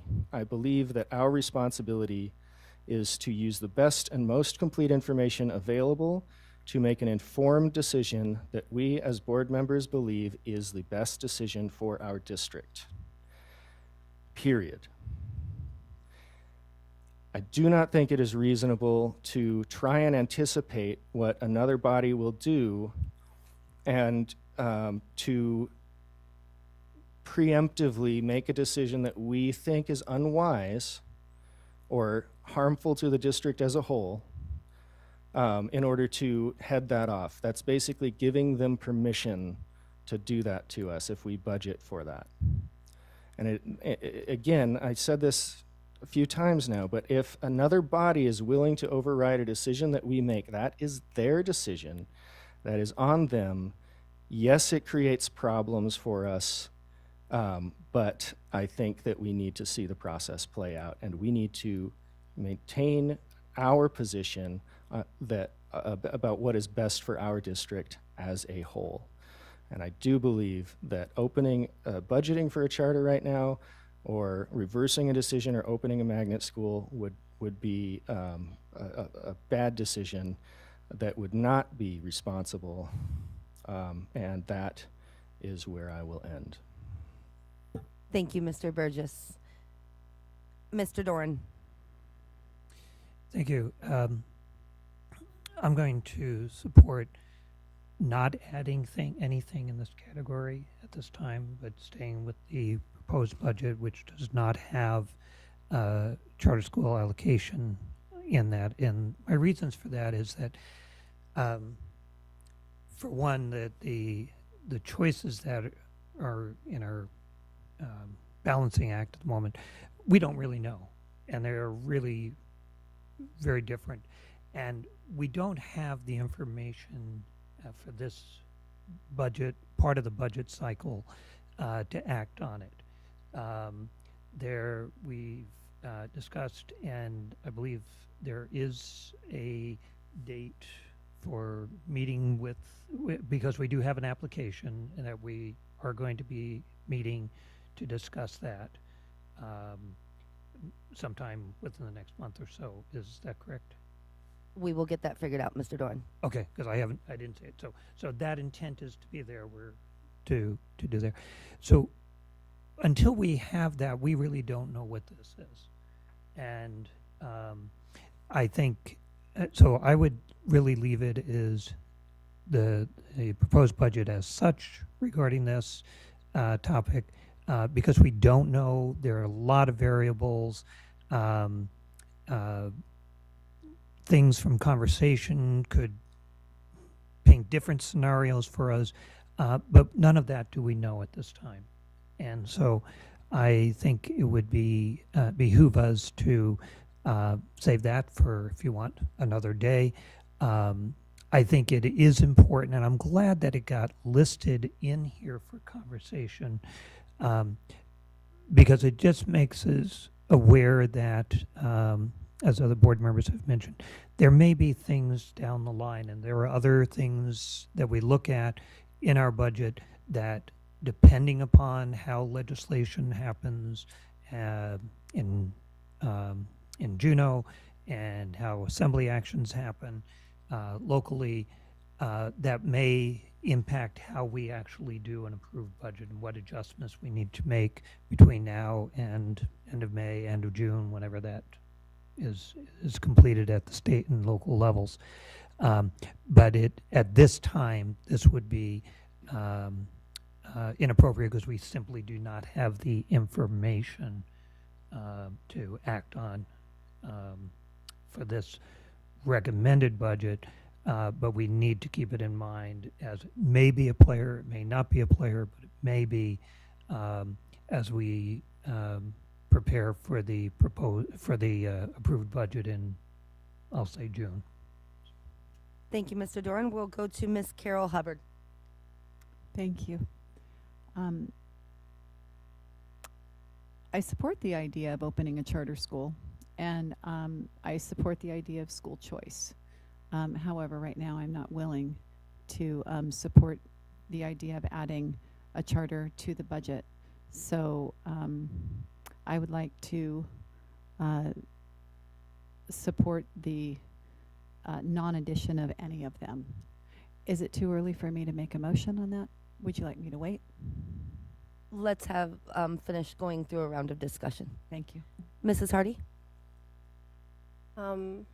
So first I'll start with correcting the record a little bit. We have not received any formal information from DEED on hold harmless. That was asked in a meeting. That's been said back that DEED has not actually said what they feel hold harmless would be. It's also been said to community members when they inquired to DEED in that large group phone call that the district doesn't have definitive hold harmless information. I just shared with Dr. Minor the email that had been shared with me. I know he had seen it. I am comfortable with having that shared out to the board. If that's okay, it's gone to, Dr. Minor and Carm. It is pretty clear. It's directly from Commissioner Bishop. I wish we could get that in writing. That would be great. But I think we should all be very cautious of the fact that they don't seem to want to put it in writing directly to us. That should give all of us great pause and great concern. Our feelings don't matter. In legal proceedings, your feelings don't matter. What matters is the law and what people legally can and cannot do and the interpretations of the law. And I am not a lawyer.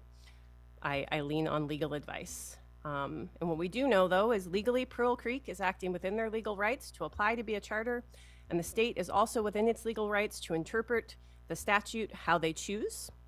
We are within our legal rights to litigate that decision by the state board if we don't agree with it, but that will be a costly legal battle.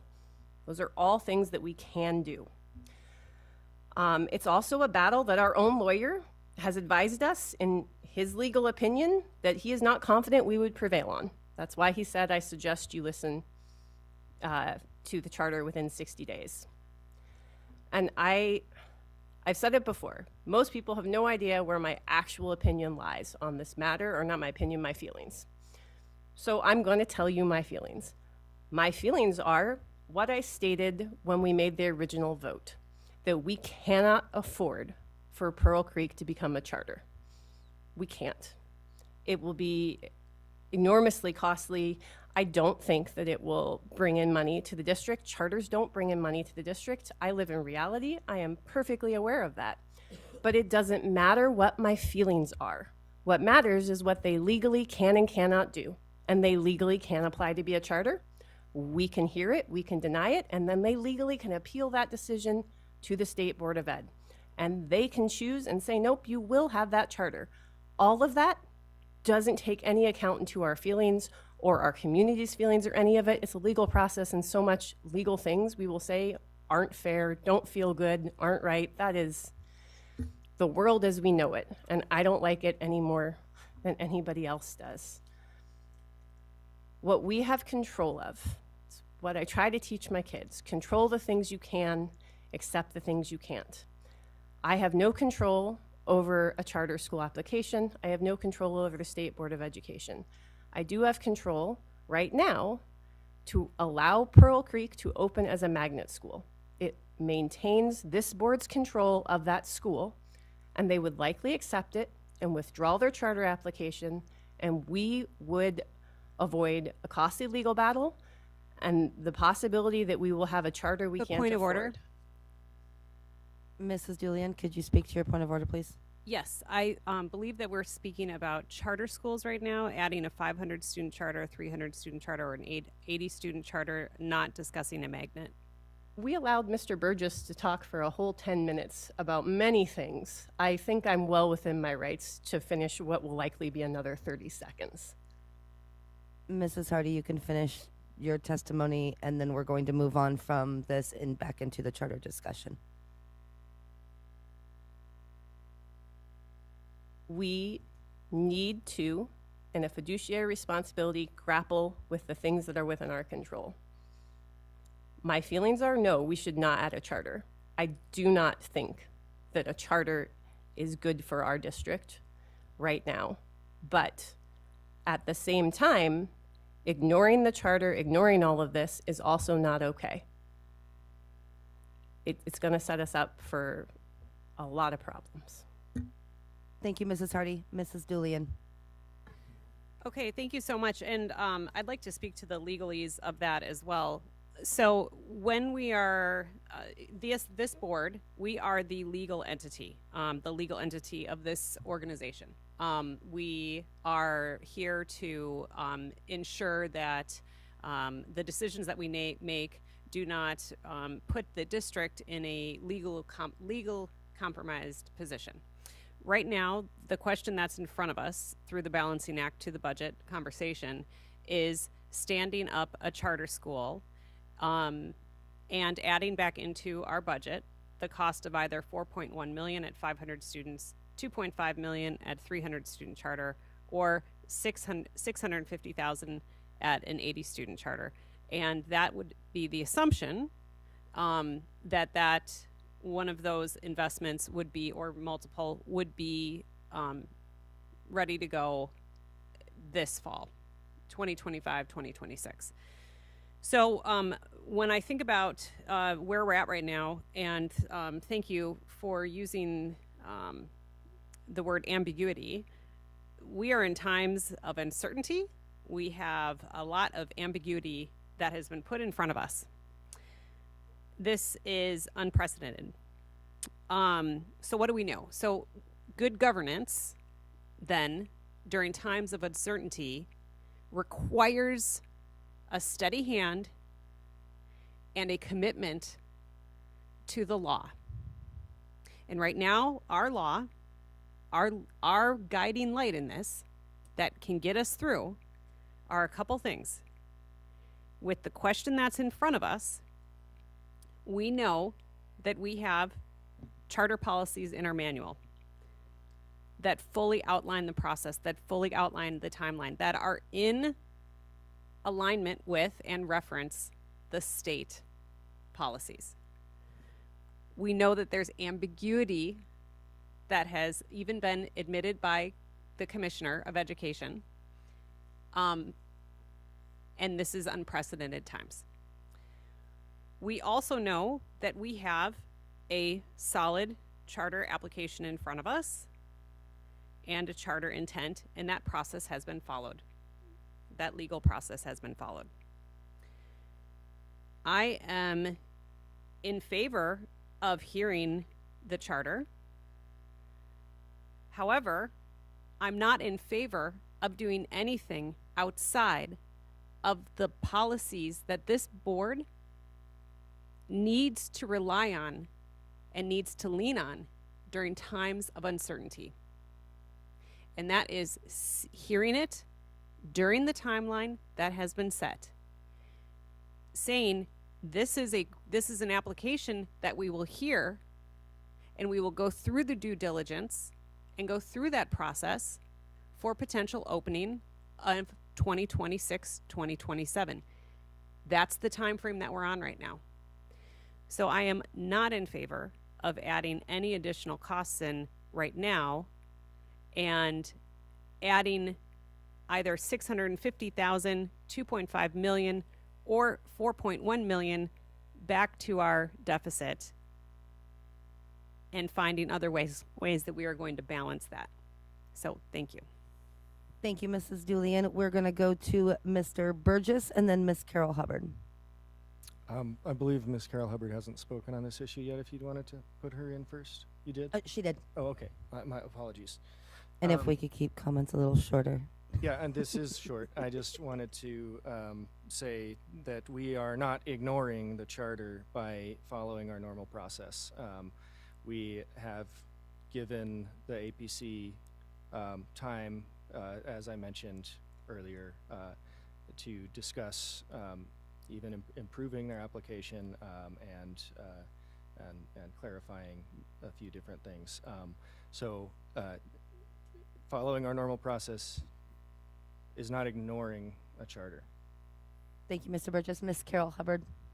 I wanted to echo that same thought, that our policy has, it's in place for our benefit so that we can do our due diligence and so that we can provide the community with the best decision that we can make. And so in order to do that, we need to follow our policy. So I'm not willing to bypass or to excuse our policy and set a precedent that shows that it can just be bypassed at any point.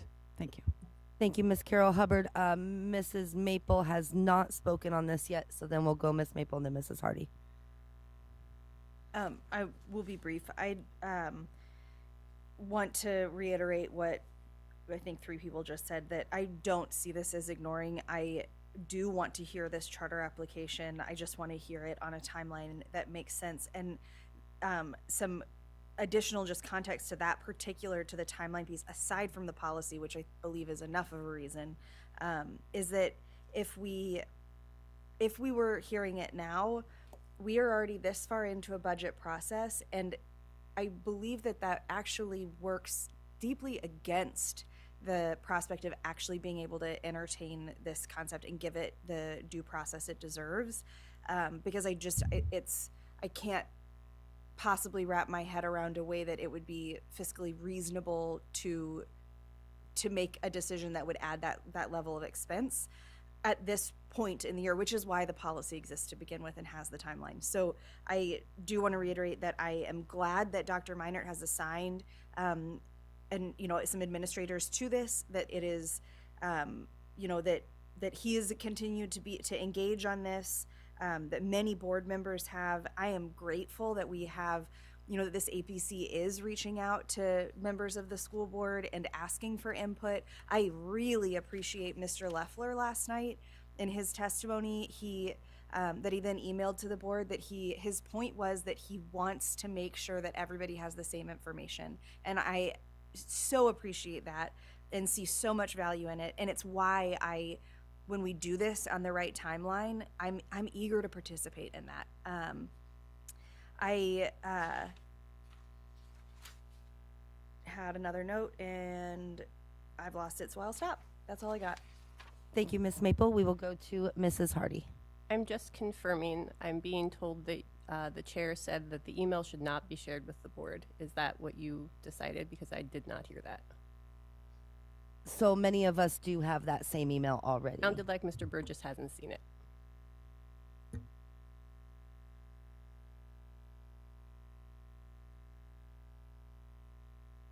Would the board like the email to be sent? Mr. Burgess. If you think I already have it, give me the date and a searchable term, and I'll find it. But yes, I would appreciate Mr. Dorn? having the information. I'm going to suggest that I'm not sure whether it's the same email that some of us may have. If it's just a piece of information that's been shared, I would suggest it just be sent through Mrs. CARM. Richardson, go ahead and send that email to the board. Thank you. So everybody's got it, and it's just a piece of information that we've come by. Okay. And if I might, just a caution for us, and nobody's really crossed the line, but we're on the edge. Quoting written testimony is considered, we've been advised at other times, I don't know since this particular board has been together, but that should not be read as testimony, and so we should just be cautious about that. Thank you, Mr. Dorn. Let's caution the board on reading too many emails that would give anything away to who sent it and whatnot. So thank you, Mr. Dorn, for that. And it's a piece, unless we're reading all of them. Yep. We're giving some people Thank you, access. Mr. Dorn. Mrs. Julian. I'd like to make a motion to move forward with the recommendation to not include additional funding for charter schools in the fiscal year 26 budget. Second. It has been moved and seconded. Mrs. Richardson, if you would please call the vote.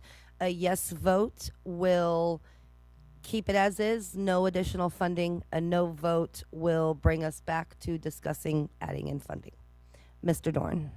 And I'm sorry, just for point of clarity. Yep, it's okay. That's in terms of for the recommended budget. For the recommended budget, correct, for this Adjustments need to be recommended made budget. later, those will be Yes, done. Mr. Dorn, thank you. Mrs. Richardson, would you please call the vote? I'm sorry, can you repeat the? The motion? yes vote keeps it as is for the proposed budget, which means we don't add anything additional in. Okay, thank you. Ms. Maple, Yes. Mr. Burgess, Yes. Ms. Julian, Yes. Ms. Carol Hubbard, Yes. Mr. Dorn, Yes. Mrs. Hardy, No. Mrs. Burnett. Yes. Thank you, motion carried. All right, moving on. We will go into district administration, but before we do, let's take a 5-minute recess to allow administration and the board to use facilities. Thank you. You didn't do it.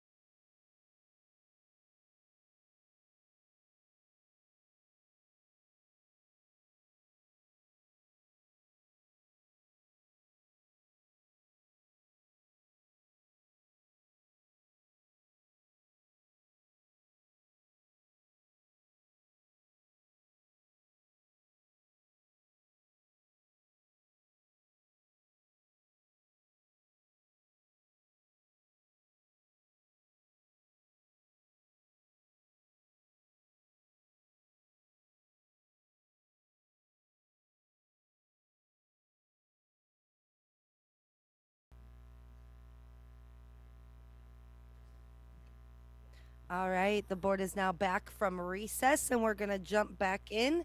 And we are looking under district administration. As of right now, we are under the curriculum one, which is the very first one under district administration. Currently, what is in the proposed budget is the materials fund at $540K. We have clicked, I do believe, is the $270K, which is the $270,000 back into the budget. We have a few options here. If there is discussion on cutting further, we can have that discussion now, or if the board is in agreement, we can move on. Not seeing any hands, so without objection, we will keep it at the 270 where we have it right now, and we will move into information and technology.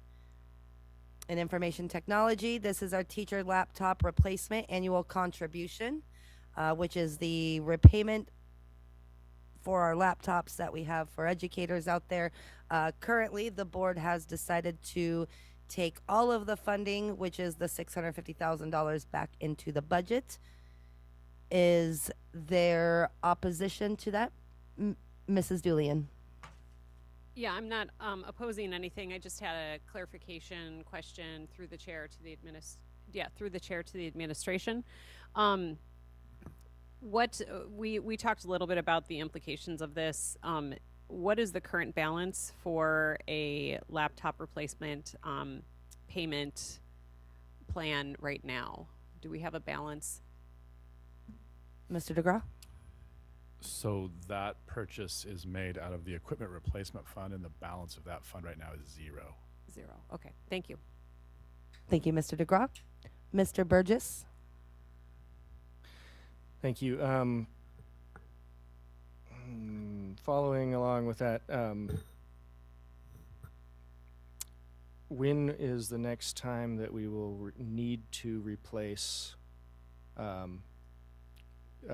educator laptops? The normal 4-year cycle would terminate at the end of the 27 school year. So at the end of this current school year, they'll be halfway through their normal life cycle of 4 years. Thank you. Mr. Doran? I'm in favor of leaving it where it is as a zero amount going into the extra fund. And the reason is because actually that money's in the fund balance, and that's where it'll be residing. If at some point we are going to tap into the general fund balance, that's something that administration can remind us of, that those are things that why we have a fund balance and why we need to build it. And I was around for the discussion when that replacement fund was actually established. It had not been there, but it was a way, and we were able to do that, which basically we took money out of the fund balance to put in there. So it's, in lots of ways, it's a wash. I think this, for our purposes right now, is the right way to go.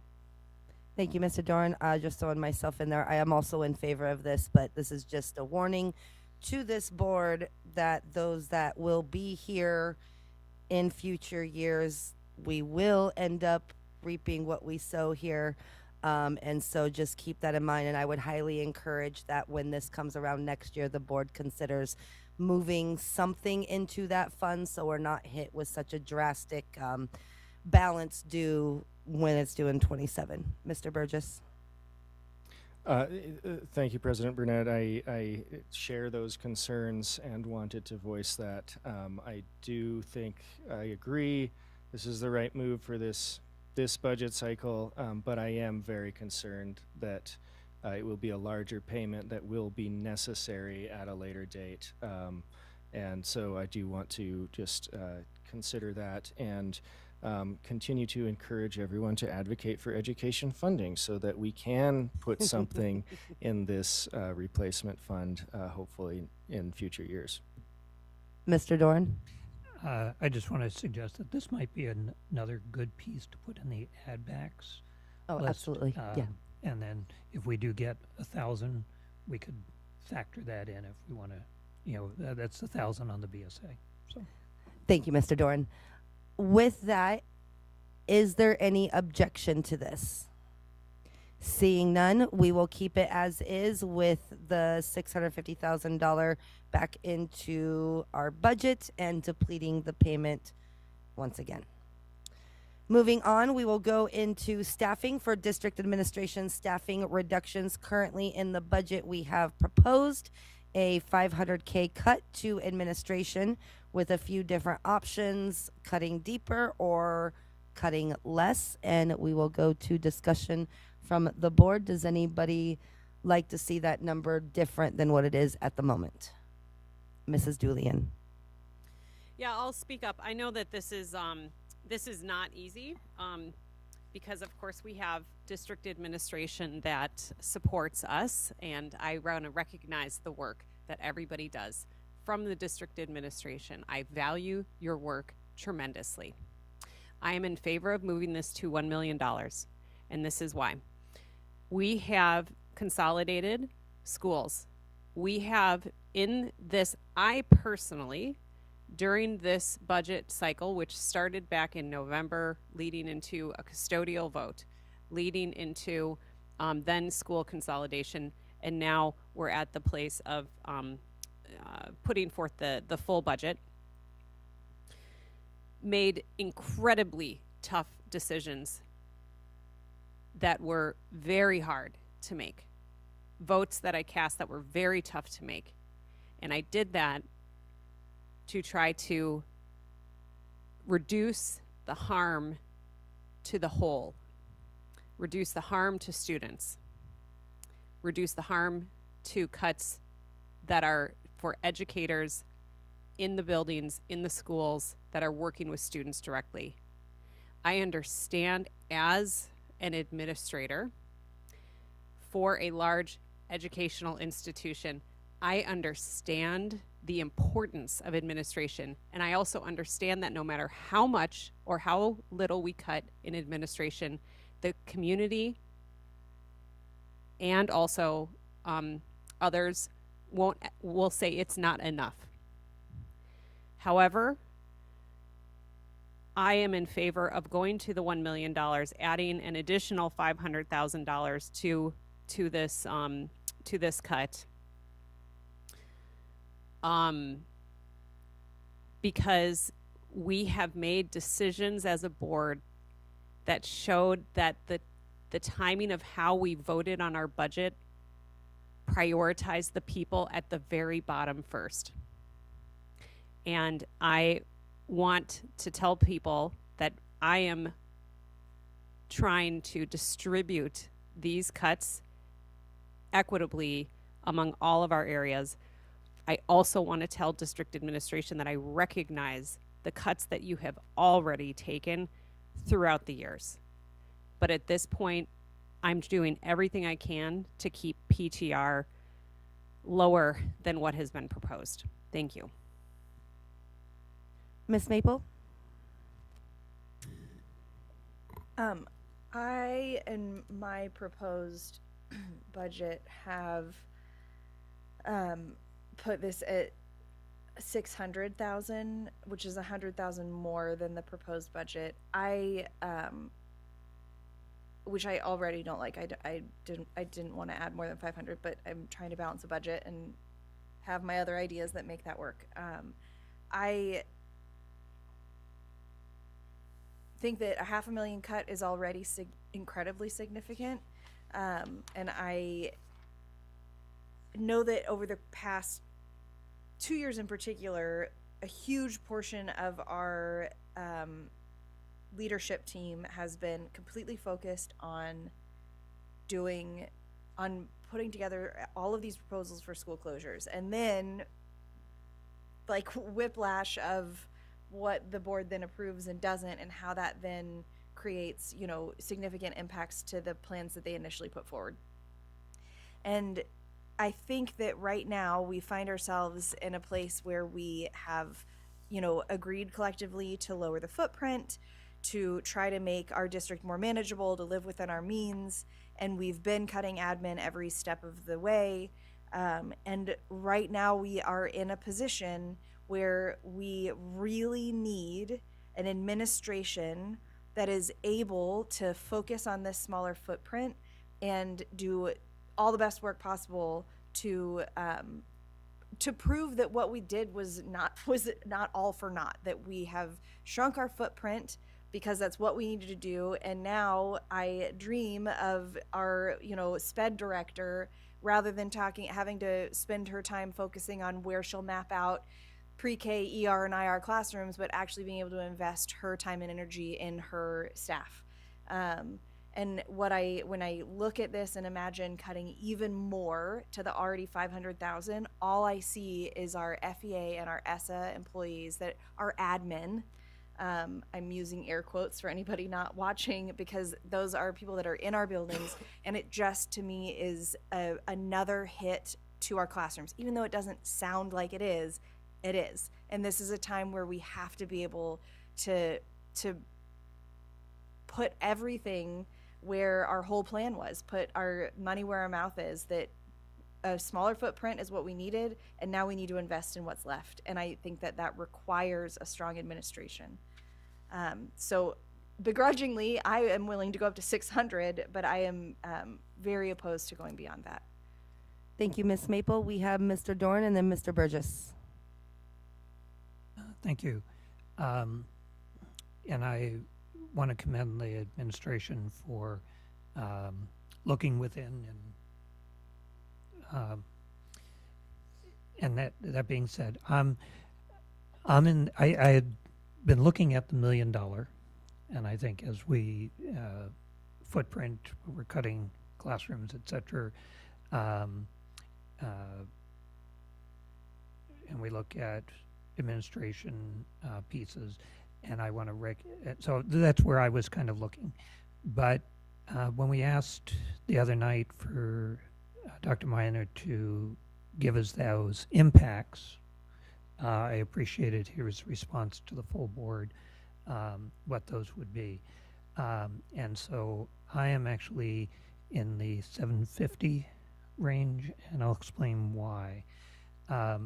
One is I'm well experienced as a administrator in this district and in other districts, that as a principal, when I pick up the phone to call someone downtown, I'm calling because I really have a need, and I need the person at the other end who can answer.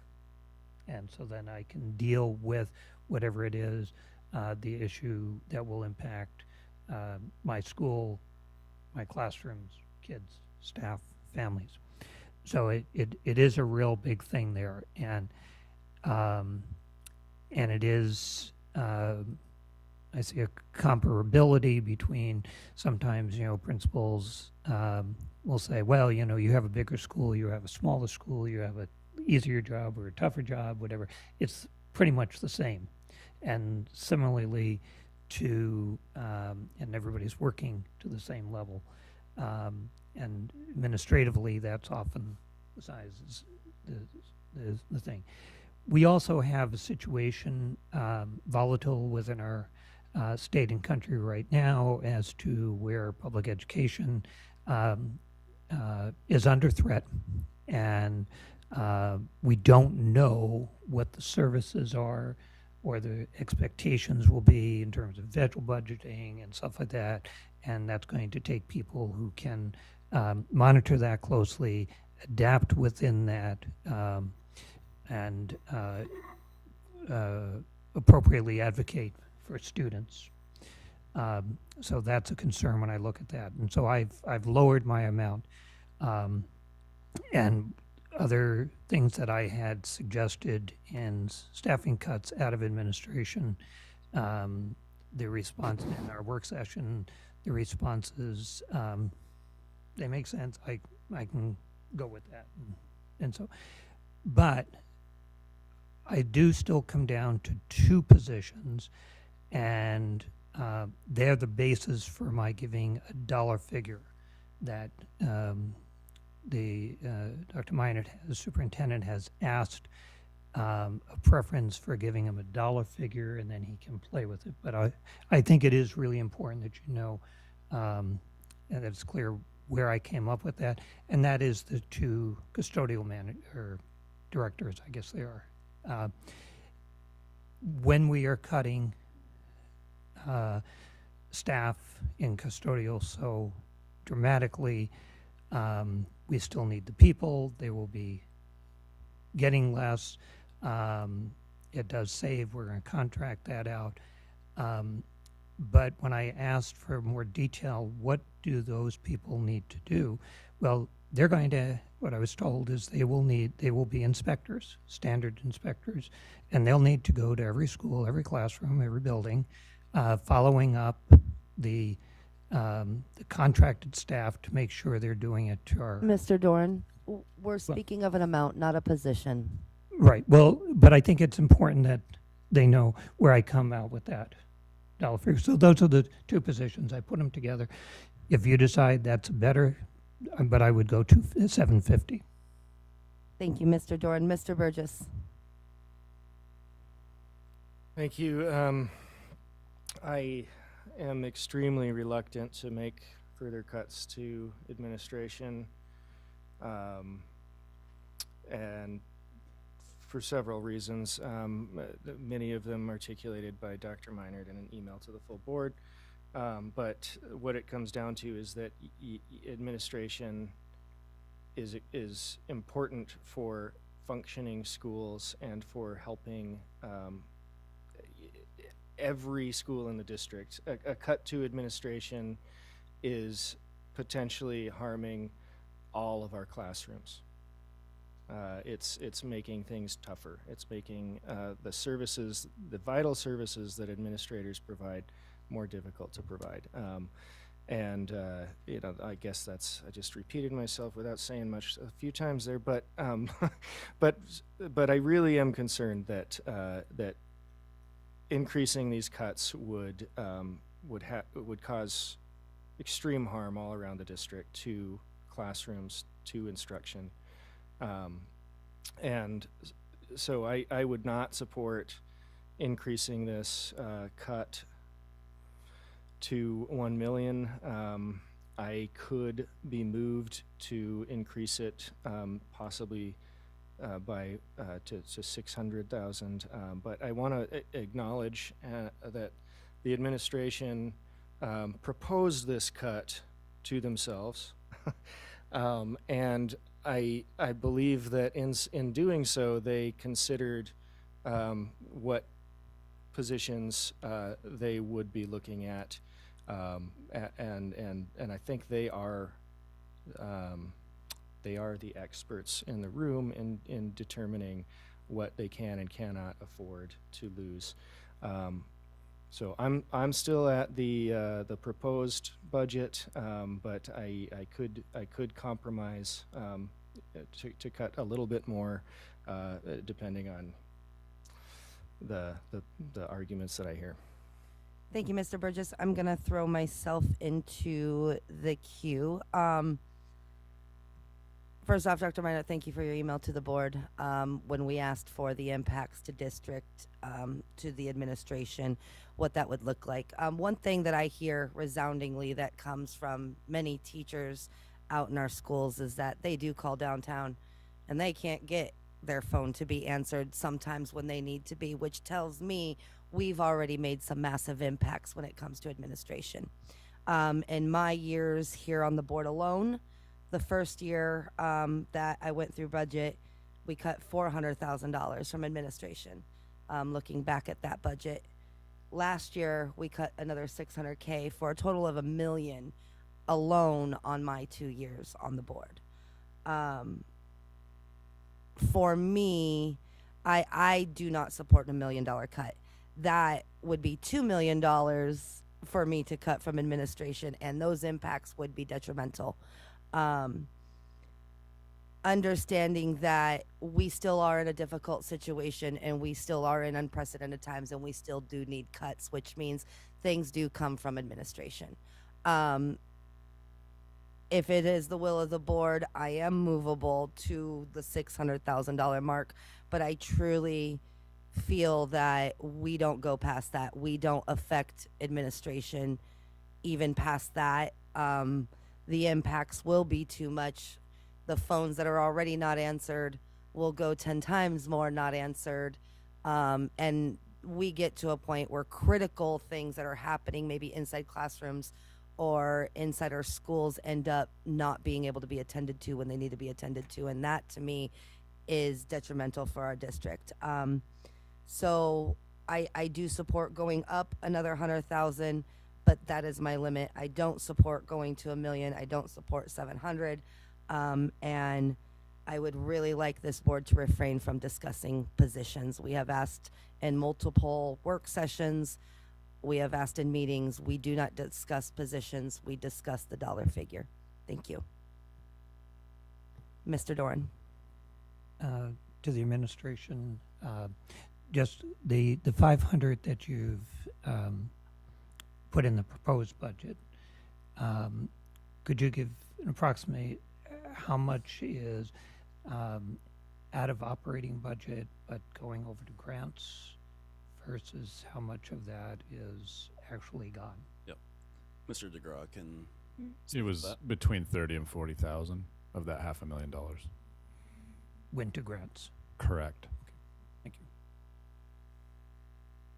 Miss Carol Hubbard and then Mrs. Hardy. Thank you. I also am I'm hovering at the 500,000, the proposed budget. I could be swayed to 600,000, but I think that just based on the information that we've received from Dr. Miner, I think I don't want to cut much more. So I'd just like to stay around the $600,000 range. Thank you, Miss Carol Hubbard. Mrs. Hardy. I am also at the $500,000 range, and I'm not swayable. Further cuts are only going to jeopardize our administration's ability to implement what we do as a strategic plan, including improving our onboarding process, helping provide better services to the schools. If this board is seriously committed to magnets and focus and innovation, that is going to be a tremendously heavy lift, and our administration will be the one leading that charge, and we're stripping them of the ability. There are 24 hours in a day. That's a fact. And you can't expect people to do more with less people. We can't think that there's some magic way that that'll happen. They already have too much on their plates, just like everyone else in this broken system that we exist in. It will mean less services. It will mean less innovation. It will mean more missed phone calls, as we've already said. We can't cut and then turn around and expect them to further innovate and address the needs of our employees. There have been proportional cuts, as Ms. Burnett pointed out, every year on this board to the administration downtown, and they proposed a very hefty cut this year. And I think we should take what they feel they can survive with and not do any further damage. Thank you, Mrs. Hardy. Miss Carol Hubbard. I'd like to move that we accept the proposed budget for the $500,000 reduction, please. Second. Been moved and seconded that we accept the current $500,000 in administration staffing reductions. Mrs. Richardson, would you please call the vote? A yes vote will keep the $500,000 as in the proposed budget. A no vote will bring us back to discussing an amount. Mrs. Hardy, Yes. Miss Maple, Yes. Mr. Burgess, Yes. Miss Julian, No. Miss Carol Hubbard, Yes. Mr. Doran, Yes. Mrs. Burnett. Yes. Thank you. Motion carried. Thank you. That moves us on into our next item of discussion, and that goes into transportation, which is the only topic for discussion is our transportation subsidy. Right now, as it stands inside the proposed budget, we have a $2 million transportation subsidy. The board has the choice to put some of that back into our budget or add more to the transportation subsidy. With that, Ms. Maple.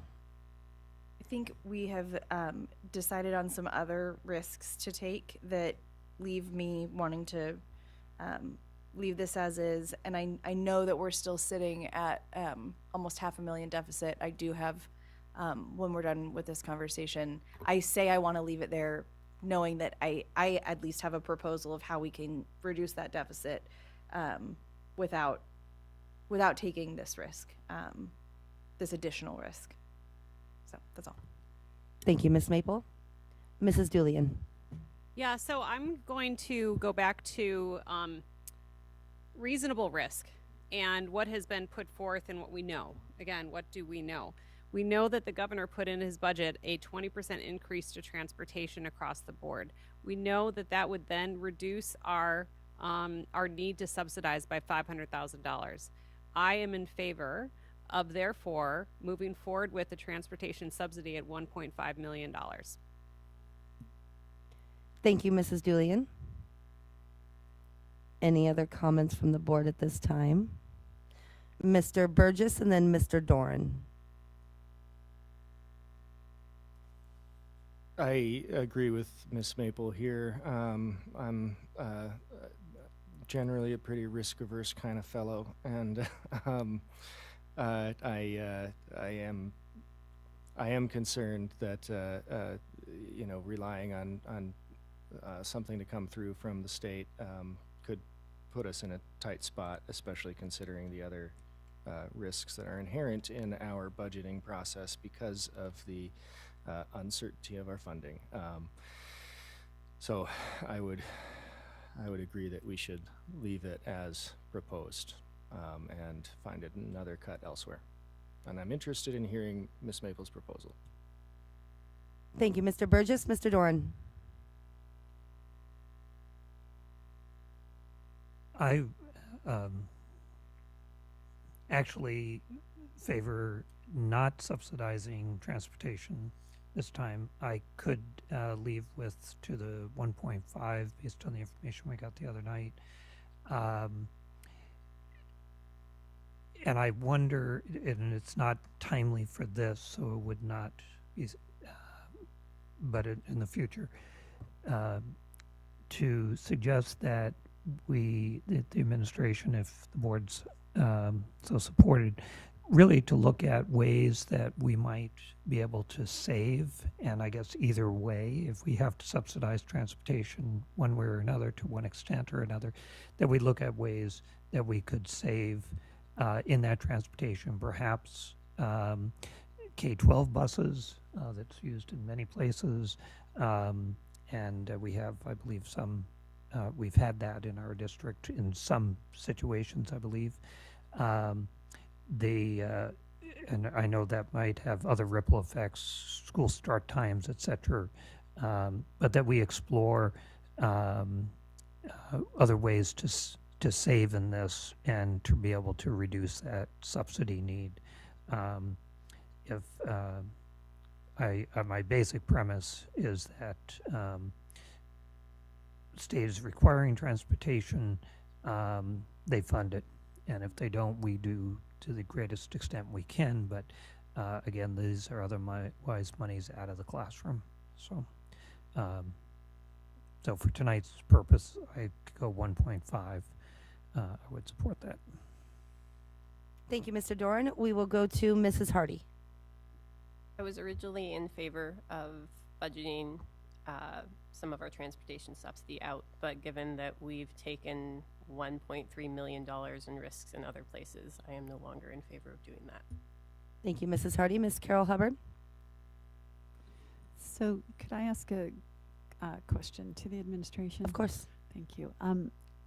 With the school closures, is this this budget taking into account any savings based on closing 3 schools? Yeah, that's all factored in, already baked into the cake. Okay. I would be willing to drop it down to 1.5 million in the hopes that the governor would come through with some funds. Thank you, Miss Carol Hubbard. Putting myself in the queue. I'm gonna agree with Mrs. Hardy. We've taken a lot of risks tonight.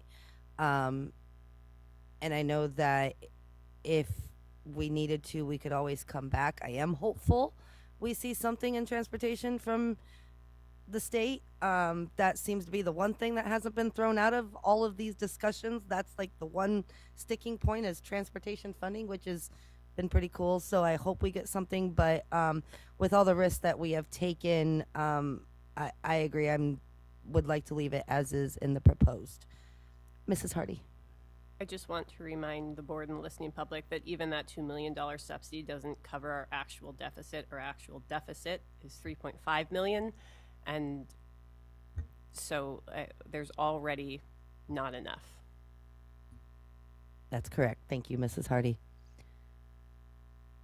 So is there further discussion from the board, or would somebody like to throw a motion forward? Mrs. Julian. I would like to move to approve a transportation subsidy at 1.5 million. Second. It has been moved and seconded. Mrs. Richardson, we will now call the vote for the transportation subsidy. A yes vote keeps it as is in the proposed budget. A no vote will take it to the wait, is that backwards? I apologize. That is backwards. A yes vote will put the transportation subsidy at 1.5 million. A no vote will keep it as is in the proposed budget with the 2 million. There we go. Would you please call the vote? Mr. Doran, Yes. Mrs. Hardy, No. Miss Maple, No. Mr. Burgess, No. Miss Julian, Yes. Miss Carol Hubbard, Yes. Mrs. Burnett. No. Motion failed. Thank you, Mrs. Richardson. So that brings us down to the end. I've taken some notes to kind of keep a line of kind of where we are. We still have a few things we need to go back to. We need to go back to projected enrollments. I know that was a discussion we have not had yet. That was one that we postponed. We also need to go back to PTR and have that discussion. And I think I am missing one more, but Mrs. Maple. I won't make any motions. I'll just share what my thought was. And this would all be assuming that we leave projected enrollment as is. I understand we haven't actually had that discussion yet. But if that were left as it is, the two PTR that we have not discussed are 6 through 8 and 9 through 12. And I would advocate that we return to the K through 5 PTR conversation. And my suggestion would be to go to 26 so that when we then look at secondary, we are able to reduce both of those from the proposed budget. That would allow us to reduce 6 through 8 to 29 and 9 through 12 to 32. So we would be able to see reductions across the board, even though it would be slightly less significant. I'm sorry, let me be clear. These are not reductions, they're increases. We're reducing the proposed budget. But we would see smaller than what is in the proposed budget across the board, even though none of them are where we'd like to be. And I do recognize that that still leaves us 112,000 unless I have something clicked wrong. If it leaves us 112, I did the weak math I'm capable of and came up with suggesting that our budgeting for vacancies goes up to 0.6%. There had already been some discussion about whether or not we were willing to talk about 0.75, and we wouldn't need to go that significantly to accommodate those PTR changes. If you want me to restate those clearer, I would be happy to do that Just without the The secondary ones, commentary. Okay. 29. Secondary, I have 6 through 8 at 29 and 9 through 12 at 32. And then it sits at 112. 212. Well, I have something different than you guys then.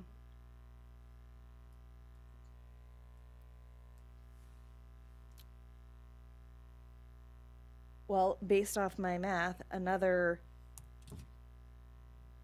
hold on, here we go. I have it on my calculator. Another 0.56% on the vacancies would cover that. I don't know where I have something off though. I'm off by 100,000. Either way, that was my suggestion. Mr. Burgess. I want to support this idea. I think this makes sense. We've heard that the harm to secondary school choices, the electives, options, and AP classes will potentially be harmed by increases in to PTR in high school. So if we can get that lower, I support that. I don't like, that we're that we would need to increase elementary school PTR to do that, but I do think it's a reasonable to spread out those impacts as Ms. Maple was suggesting. Particularly considering the potential loss of opportunities to our high school students. Thank you, Mr. Burgess. Throwing myself in, not bad, but I think that we could take PTR in 6 to 8 to 30, high school at 32, and that would actually give us a surplus of 118,000 without having to touch any more in vacancies.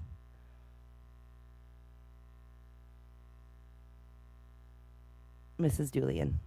I am movable in adjusting PTR in K through 5. We have made tough decisions on this board. We have consolidated elementary schools. We have the cuts that we are making. We are redistricting at elementary. It's also going to impact middle. I am strongly opposed to moving PTR at elementary school anywhere above 25 because the risk is already too high in loss of enrollment. We are already asking our elementary families and educators to do major changes. We said that when we consolidated, the intention was to hopefully redistribute our resources in a more effective way that gets actual class sizes closer to our PTR targets. I will not support increasing PTR at elementary for that reason. Miss Maple. Hardy's first. Oh, sorry, Mrs. Hardy. I was going to throw support behind Ms. President Burnett's proposal as far as balancing the budget. I do agree that our PTR is too high, but our PTR isn't too high because we had too many schools. Our PTR isn't too high because we have too many admin. Our PTR isn't too high because we waste money. Our PTR is too high because our state has fundamentally failed its obligation to fund our schools. That's why our PTR is too high. I went back through our budget books and they only go back to 2012, so that's as far back as I could go. And I looked at what our PTRs were, and they also, up until about 2016, and I'd love if we can pick this back up, we said what our actual PTRs came in at versus what we budgeted. So if you went back to 2012, They actually had a PTR of 25.5 in fourth grade. Third grade was 23.5. But the difference was their actuals were coming in at third grade 23.3, fifth grade 23.3. And the real shocker, you go to high school, they had a budgeted PTR of 26.5 and their actuals were coming in at 21.2. They were already budgeting high PTRs and able to have actuals far lower. And that was because we could hire teachers. People were banging down our doors. I was one of them, to get into the district to teach. And so it wasn't a problem to find teachers and lower our actual PTR when we needed to. We're not in that position anymore. And we're not funded to be. We've watched the state destroy the system. So I support Ms. Burnett's, we need to pass a balanced budget. I would love to lower PTR. I think that the best way to demonstrate that this is not this board not wanting to lower PTR, that this is a state budgeting issue, is doing it through a resolution at $1,000 BSA to get it down to where they actually should be. Thank you, Mrs. Hardy. Completely agreed. Miss Maple. I would like to make a motion just so that we can start, because if this fails, then it dictates, then where we go from here. But I'd like to move to adjust our budgeting for vacancies to 0.65%. Second. It has been moved and seconded. Would you like to speak to it, or are you ready for the vote? Ready for the vote? Okay, Mrs. Richardson. Mr. Burgess.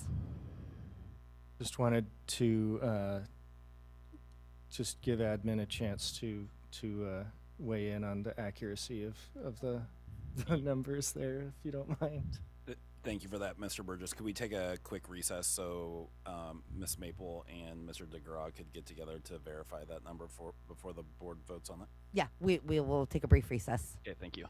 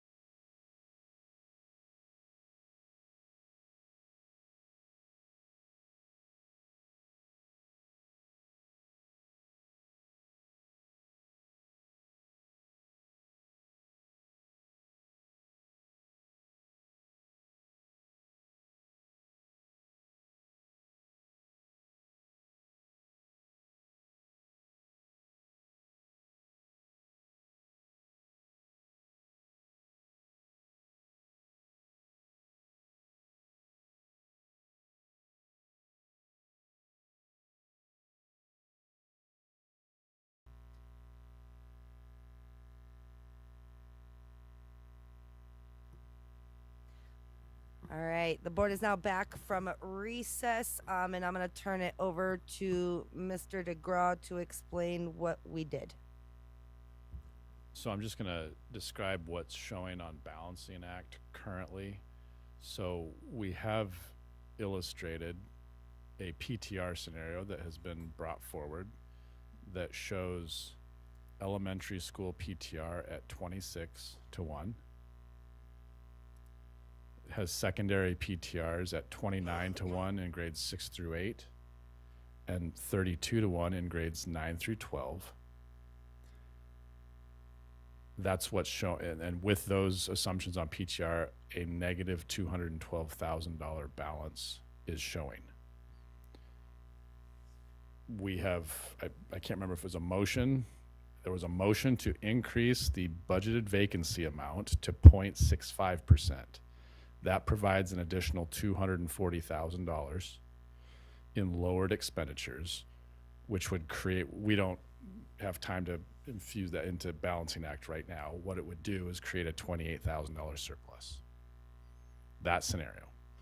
The current PTR that's illustrated in Balancing Act, combined with increasing the budgeted vacancies from 0.5% up to 0.65%, would create a positive balance of $28,000.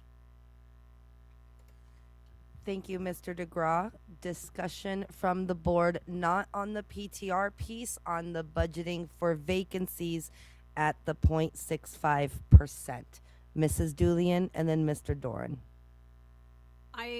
Through the chair to the administration, I'd like to understand a little bit more about the complications around approving, not being able to approve this tonight or being able to approve this tonight as it states right now. So adjusting PTR district-wide across all grades, across all schools takes a significant amount of time, and there's a significant amount of detail that goes into that work. And I don't feel confident that I can do that in 45 minutes or half an hour or an hour without possible mistakes coming into play.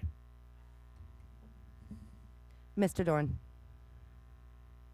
To the motion that's on the floor. I'm in support of that. As I've stated earlier, I'm not a fan of budgeting for vacancies, but in terms of the board looking at doing that, making the adjustment to a 0.65 in the particularly in the benefits that gives across the board in the broader plan that Mrs. Maple put forward, I would support that 0.65. Thank you, Mr. Doran. Mrs. Hardy. Could I just get the total amount again that we would be budgeting for vacancies in like hard dollars, not percent? It's $1,040,000. $1,040,000.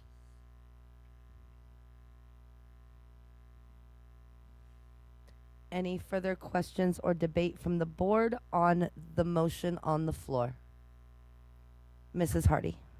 I just want to clarify that puts us at 1,520,040. I couldn't quite. Messing with the math. We're at over over $1.5 million in fund balance that we're using, because that is what budgeting for vacancies is doing. So as long as we're all clear that we're using fund balance to balance the budget. Thank you, Mrs. Hardy. With that, Mrs. Richardson, would you please call the vote? A yes vote will take the vacancy rate up to 0.65%. A no vote will keep it where it's at.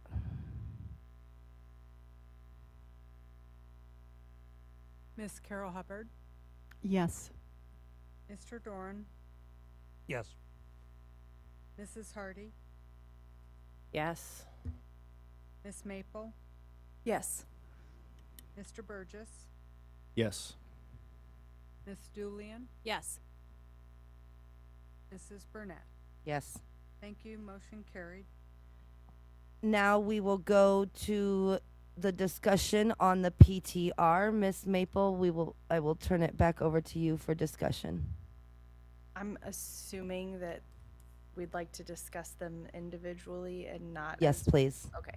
Then I move to adjust elementary PTR to 26. Second. Moving elementary PTR, you said 26, correct? Taking elementary PTR to 26 has been moved and seconded. Discussion from the board. Ms. Carol Hubbard. I'm not a big fan, but as I think about the elementary schools and I think about the increase that they're making in reading literacy, about their growth even in the past 2 years since we've introduced the Alaska Reads Act. It seems like as the students are gaining a handle on language skills younger, that they are going to be achieving higher, better, faster, and that's only going to snowball as these students grow older.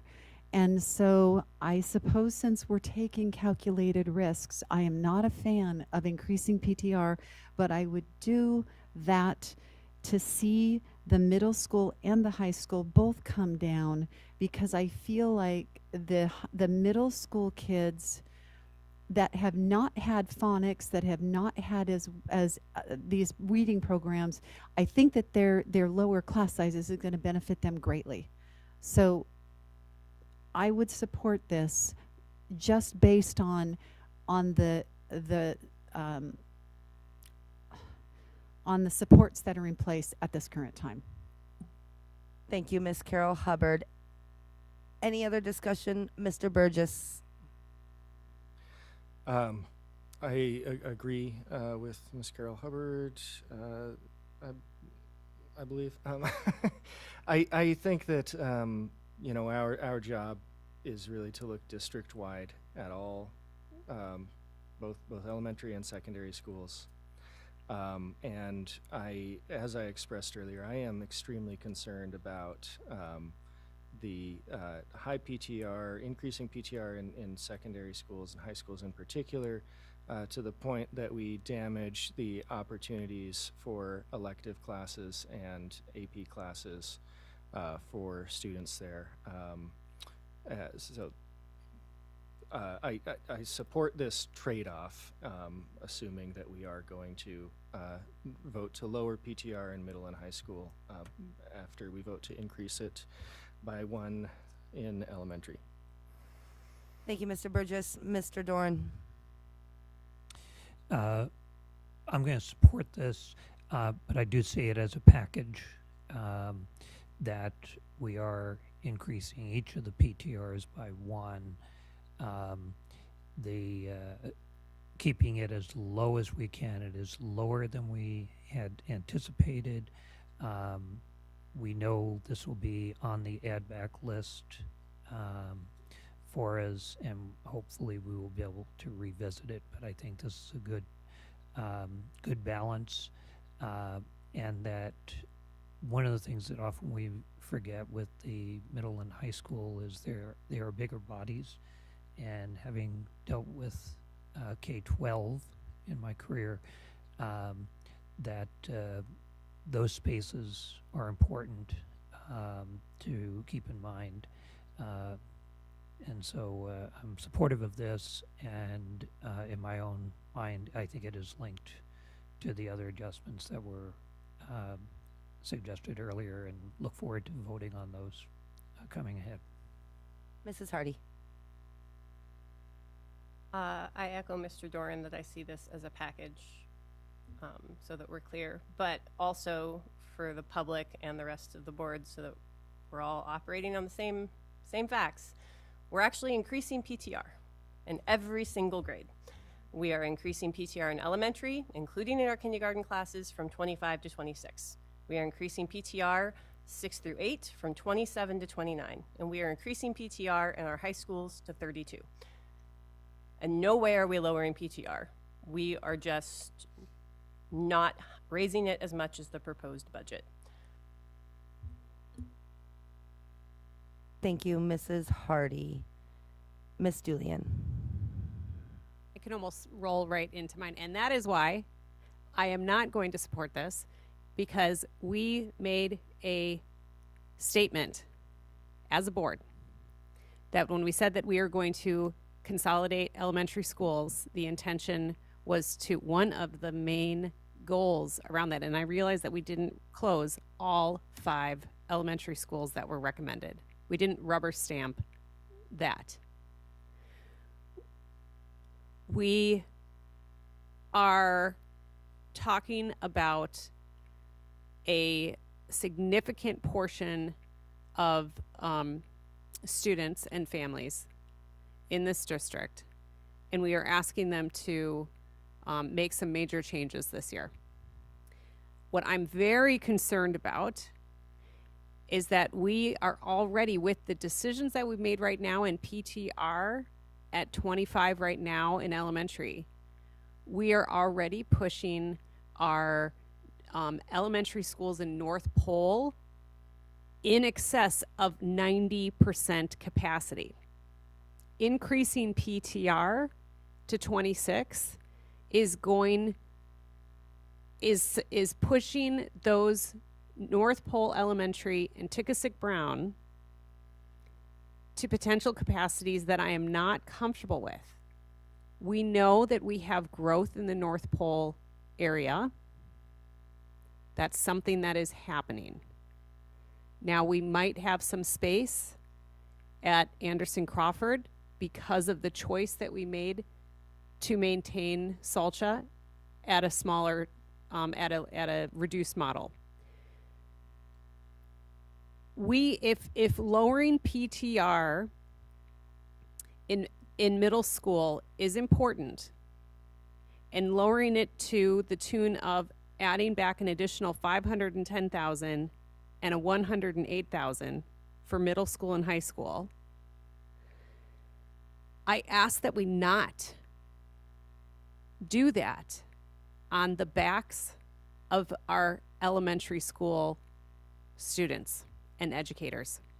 I ask that this board reconsider cuts in other areas to balance, to achieve that goal. Thank you. Thank you, Mrs. Julian. Ms. Maple.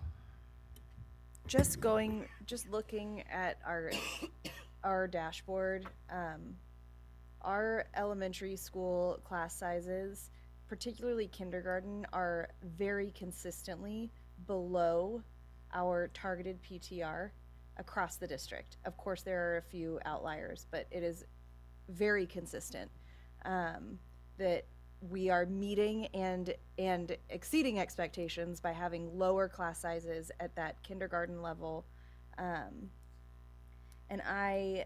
that, you know, goes as we go up. All of that is to say is our building administrators are making the very best that they can out of a unfortunate sandwich. And with that, so I don't want to see that go up, but I do want to bring attention to that we have consistently raised secondary PTR, that has been a consistent change that's been made. I think that it feels easier. I agree wholeheartedly with what Ms. Julian said. We shouldn't have to, but I do think it's where we are, and I think that it's a reasonable concession to make. And all that's to being said, we need a fully funded BSA, and we need to not have to raise class sizes. We decided not to close all 5 schools. So when we had this argument framed early on that we could, you know, reduce the chances of raising PTR, that was based on an option that for many good reasons we didn't take. And so now we have to make these really hard choices at this juncture. So I don't want to see it go up either, but I think it's a reasonable adjustment in order to not further negatively impact our secondary students. Thank you, Ms. Maple. Mr. Burgess. So I wanted to start by thanking Mrs. Hardy for reminding the board and the public that we are increasing PTR. It is very much easy to look at this page in front of us and see the defaults, and because we're decreasing it from what's proposed, we are using that language. But I appreciate the reminder, and I will do my best to modify my language as we move forward. I am going to support increasing elementary school PTR to 26, which is 1.5 lower than the proposed budget, because of the reasons that I've already stated. And I appreciate Ms. Maple's comments, and a reminder that we have this board has increased secondary PTR in the past.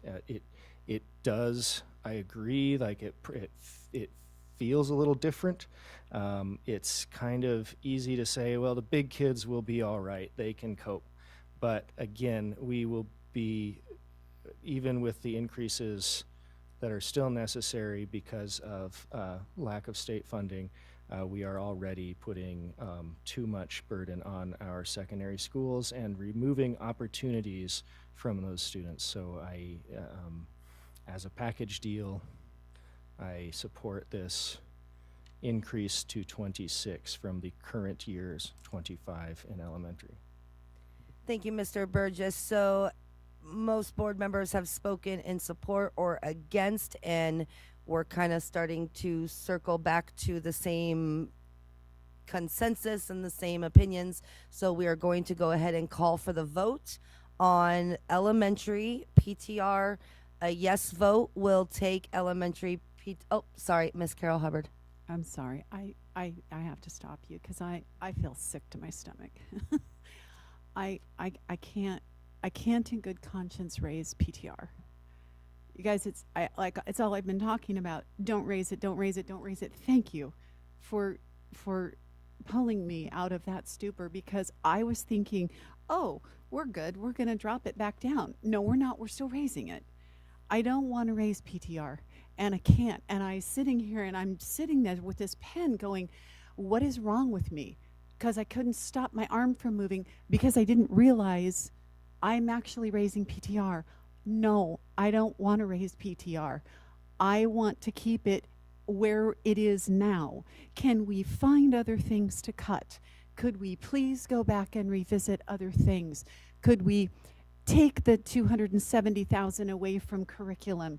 Could we revisit some things to adjust? Could we go to a 1% vacancy rate? Could we try something else rather than what we keep saying is putting this on the backs of our students?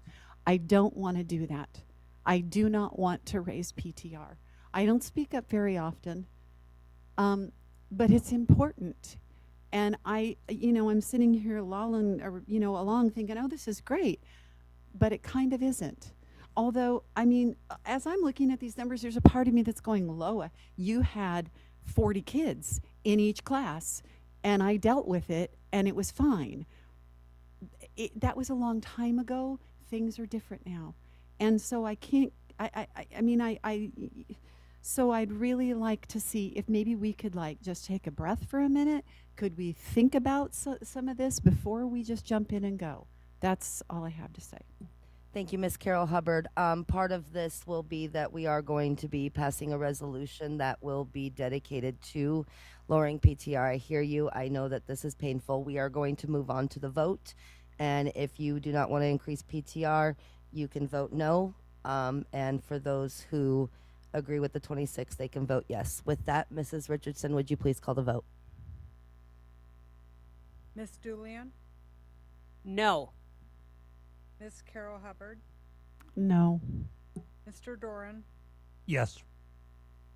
Mrs. Hardy, Yes. Ms. Maple, Yes. Mr. Burgess, Yes. Mrs. Burnett. Yes. Thank you. Motion carried. Thank you. That will take us into the secondary PTR. Miss Maple? I'm gonna do both. I'm moving to adjust grade 6 through 8 PTR to 29 and grade 9 through 12 PTR to 32. Second. It has been moved and seconded. If nobody has anything new discussion for PTR with the discussion we just had, a yes vote will accept the changes to 29 and 6 through 8 and 32 and 9 through 12. A no vote keeps them at the proposed budget and brings us back to discussion. Mrs. Richardson, would you please call the vote? Mr. Burgess, Yes. Miss Julian, No. Miss Carol Hubbard, No. Mr. Dorn, Yes. Mrs. Hardy, Yes. Miss Maple, Yes. Mrs. Burnett. Yes. Thank you. Motion carried. That leaves us with a balanced budget, but we have one more item to discuss, which is our projected enrollment.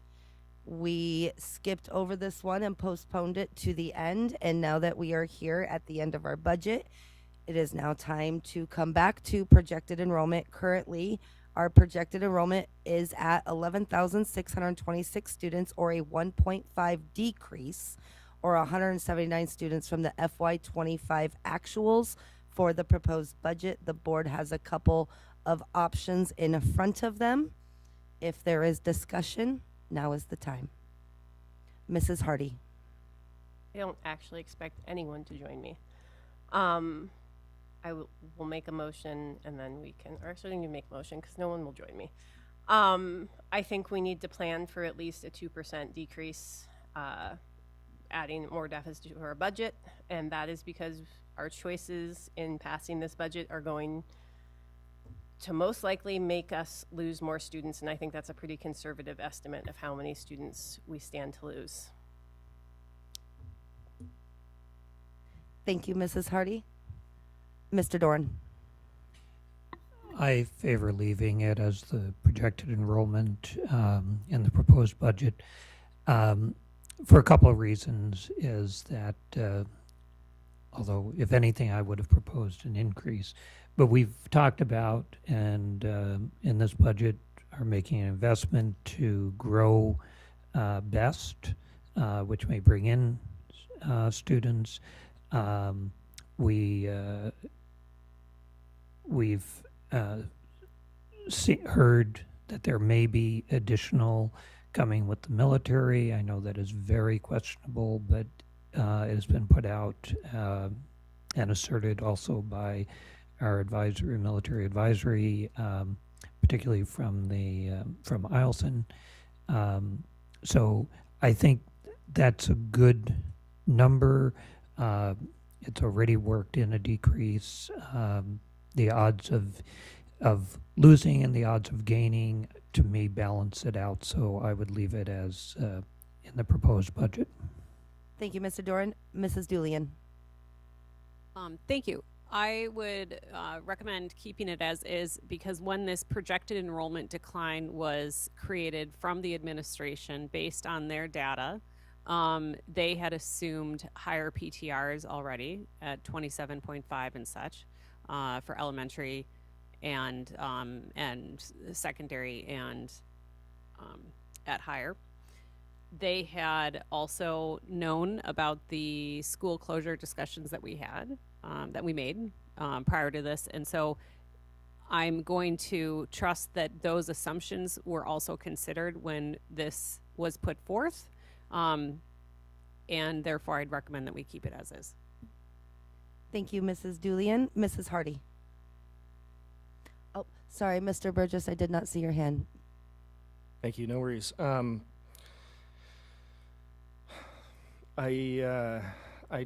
truly appreciate Mrs. Hardy's thoughtfulness, and I don't disagree with the logic, I myself am concerned that we will see a greater than anticipated decrease. However, I am I'm sitting at leaving it steady, and I agree also with some of what Mr. Doran stated, that there's uncertainties in both directions. It is also just very difficult to predict human behavior, and we don't really. It's hard to get a handle on how many people will actually leave. So I know that there's risk here, as there is with any number. There's also a risk of assuming that we'll have less because it will force us to make cuts that we might not be able to change later. So I'm going to hold steady at the projected enrollment in the proposed budget, but I do want to acknowledge that that Mrs. Hardy's logic is sound, and I appreciate that she brought it forward. Thank you, Mr. Burgess. I'd agree with those statements. Mrs. Hardy. It's more seeking clarification, so through the chair to the administration. In your projected loss in enrollment, are you assuming that these are neighborhood school students? Because the difference between a homeschool new enrollee versus a neighborhood new enrollee is going through multipliers, foundation formula, and all of that, where a correspondence student is 90% of just whatever the BSA is set at. So those bring in very different revenues. They cost different amounts too. So I just would like to know how that's projected. It's all inclusive of neighborhood schools as well as like our correspondence school as well. There's a projection there as well. So it's just kind of a best estimate of what it could, like if we saw a large, and I didn't mean, sorry, may I follow up? Oh, yes, you may follow up. If we saw a large growth in our correspondence program and a substantial decrease in our neighborhood schools, how does that wash out in this math? Yeah, it would drop our revenue. So I'm just, horseshoes and hand grenades here, ballpark. It would be a net drop in revenue. However, on the expenditure side, there would be lower expenditure side on the expenditure side with fewer brick and mortar students compared to more correspondence students. So, generally speaking, it very well could come out in the wash, but that's a really off the cuff answer there. Thank you, Mr. DeGraw. Any other questions, comments from the board at this time? The motion, do we have a motion? Nope. I will call for a motion at this time. Well, okay. So without objection then from the board, we will keep the projected enrollment at 11,626 students, or a 1.5 decrease, or 179 students from the FY25 actuals. Seeing no objection, thank you, board. So clarification question here, Mr. DeGraw, if you could, just for the public, as it is not represented here quite yet, if you could state where our budget currently is and what it looks like and what we will see as we will need to reconvene tonight for tomorrow. Yeah, so the only thing that's not represented here is the adjustment in the budgeting for vacancies number. We increased that from 0.5% up to 0.65%, and that's not reflected in the balancing act tool. So that increases the $800,000 savings up to $1.04 million savings, a difference of $240,000. So adding, basically, well, not adding, we're decreasing on the expenditure side an additional $240,000. So that creates a surplus of $28,000 is the actual surplus that's not represented on the screen. $28,000, you said? $28,000 surplus that's not represented on the screen right now. Thank you very much, Mr. DeGraw. At this time, I would like to thank this board for your work. I know that this has not been a budget that has been fun or anywhere even exciting to do, and I know the work has been hard. We will need to reconvene and recess for tonight and reconvene into tomorrow so that we can allow administration time to get the numbers worked out and get things reflected in balancing act. And so I take it to the board to ask if a noon time would be okay? I'm already seeing head shakes no. So would a 5:30 p.m. time to come back and reconvene to approve our budget be okay? And just for clarification, it can be a 5-minute meeting. Like it's literally open the meeting, move to approve recommended budget, second, And Vote. be on our way. be done. Mrs. Julian. Question to the chair, is Zoom participation an option for board members? I would believe that would be okay. I would say yes. I think our understanding with the financial that we would, this would be, I would suggest that we make sure that we have at least a quorum in person. But I think we otherwise, I would think that we can do the Zoom. Is there any board members who would not be able to participate via Zoom or here in the boardroom at 5:30 p.m. tomorrow? Would 5 p.m. be okay, administration? Board members are asking about 5 p.m. Administration says anytime tomorrow. I'd prefer 5 myself. Okay, 5 p.m. tomorrow. So at this time, the board is recessed until we reconvene tomorrow at 5 p.m. Do that in a motion that we, I'd move that we recess and reconvene at 5 o'clock tomorrow afternoon. Second. Perfect. There we go. We are recessed now and reconvene till tomorrow at 5 That p.m. there's no objection. No objection.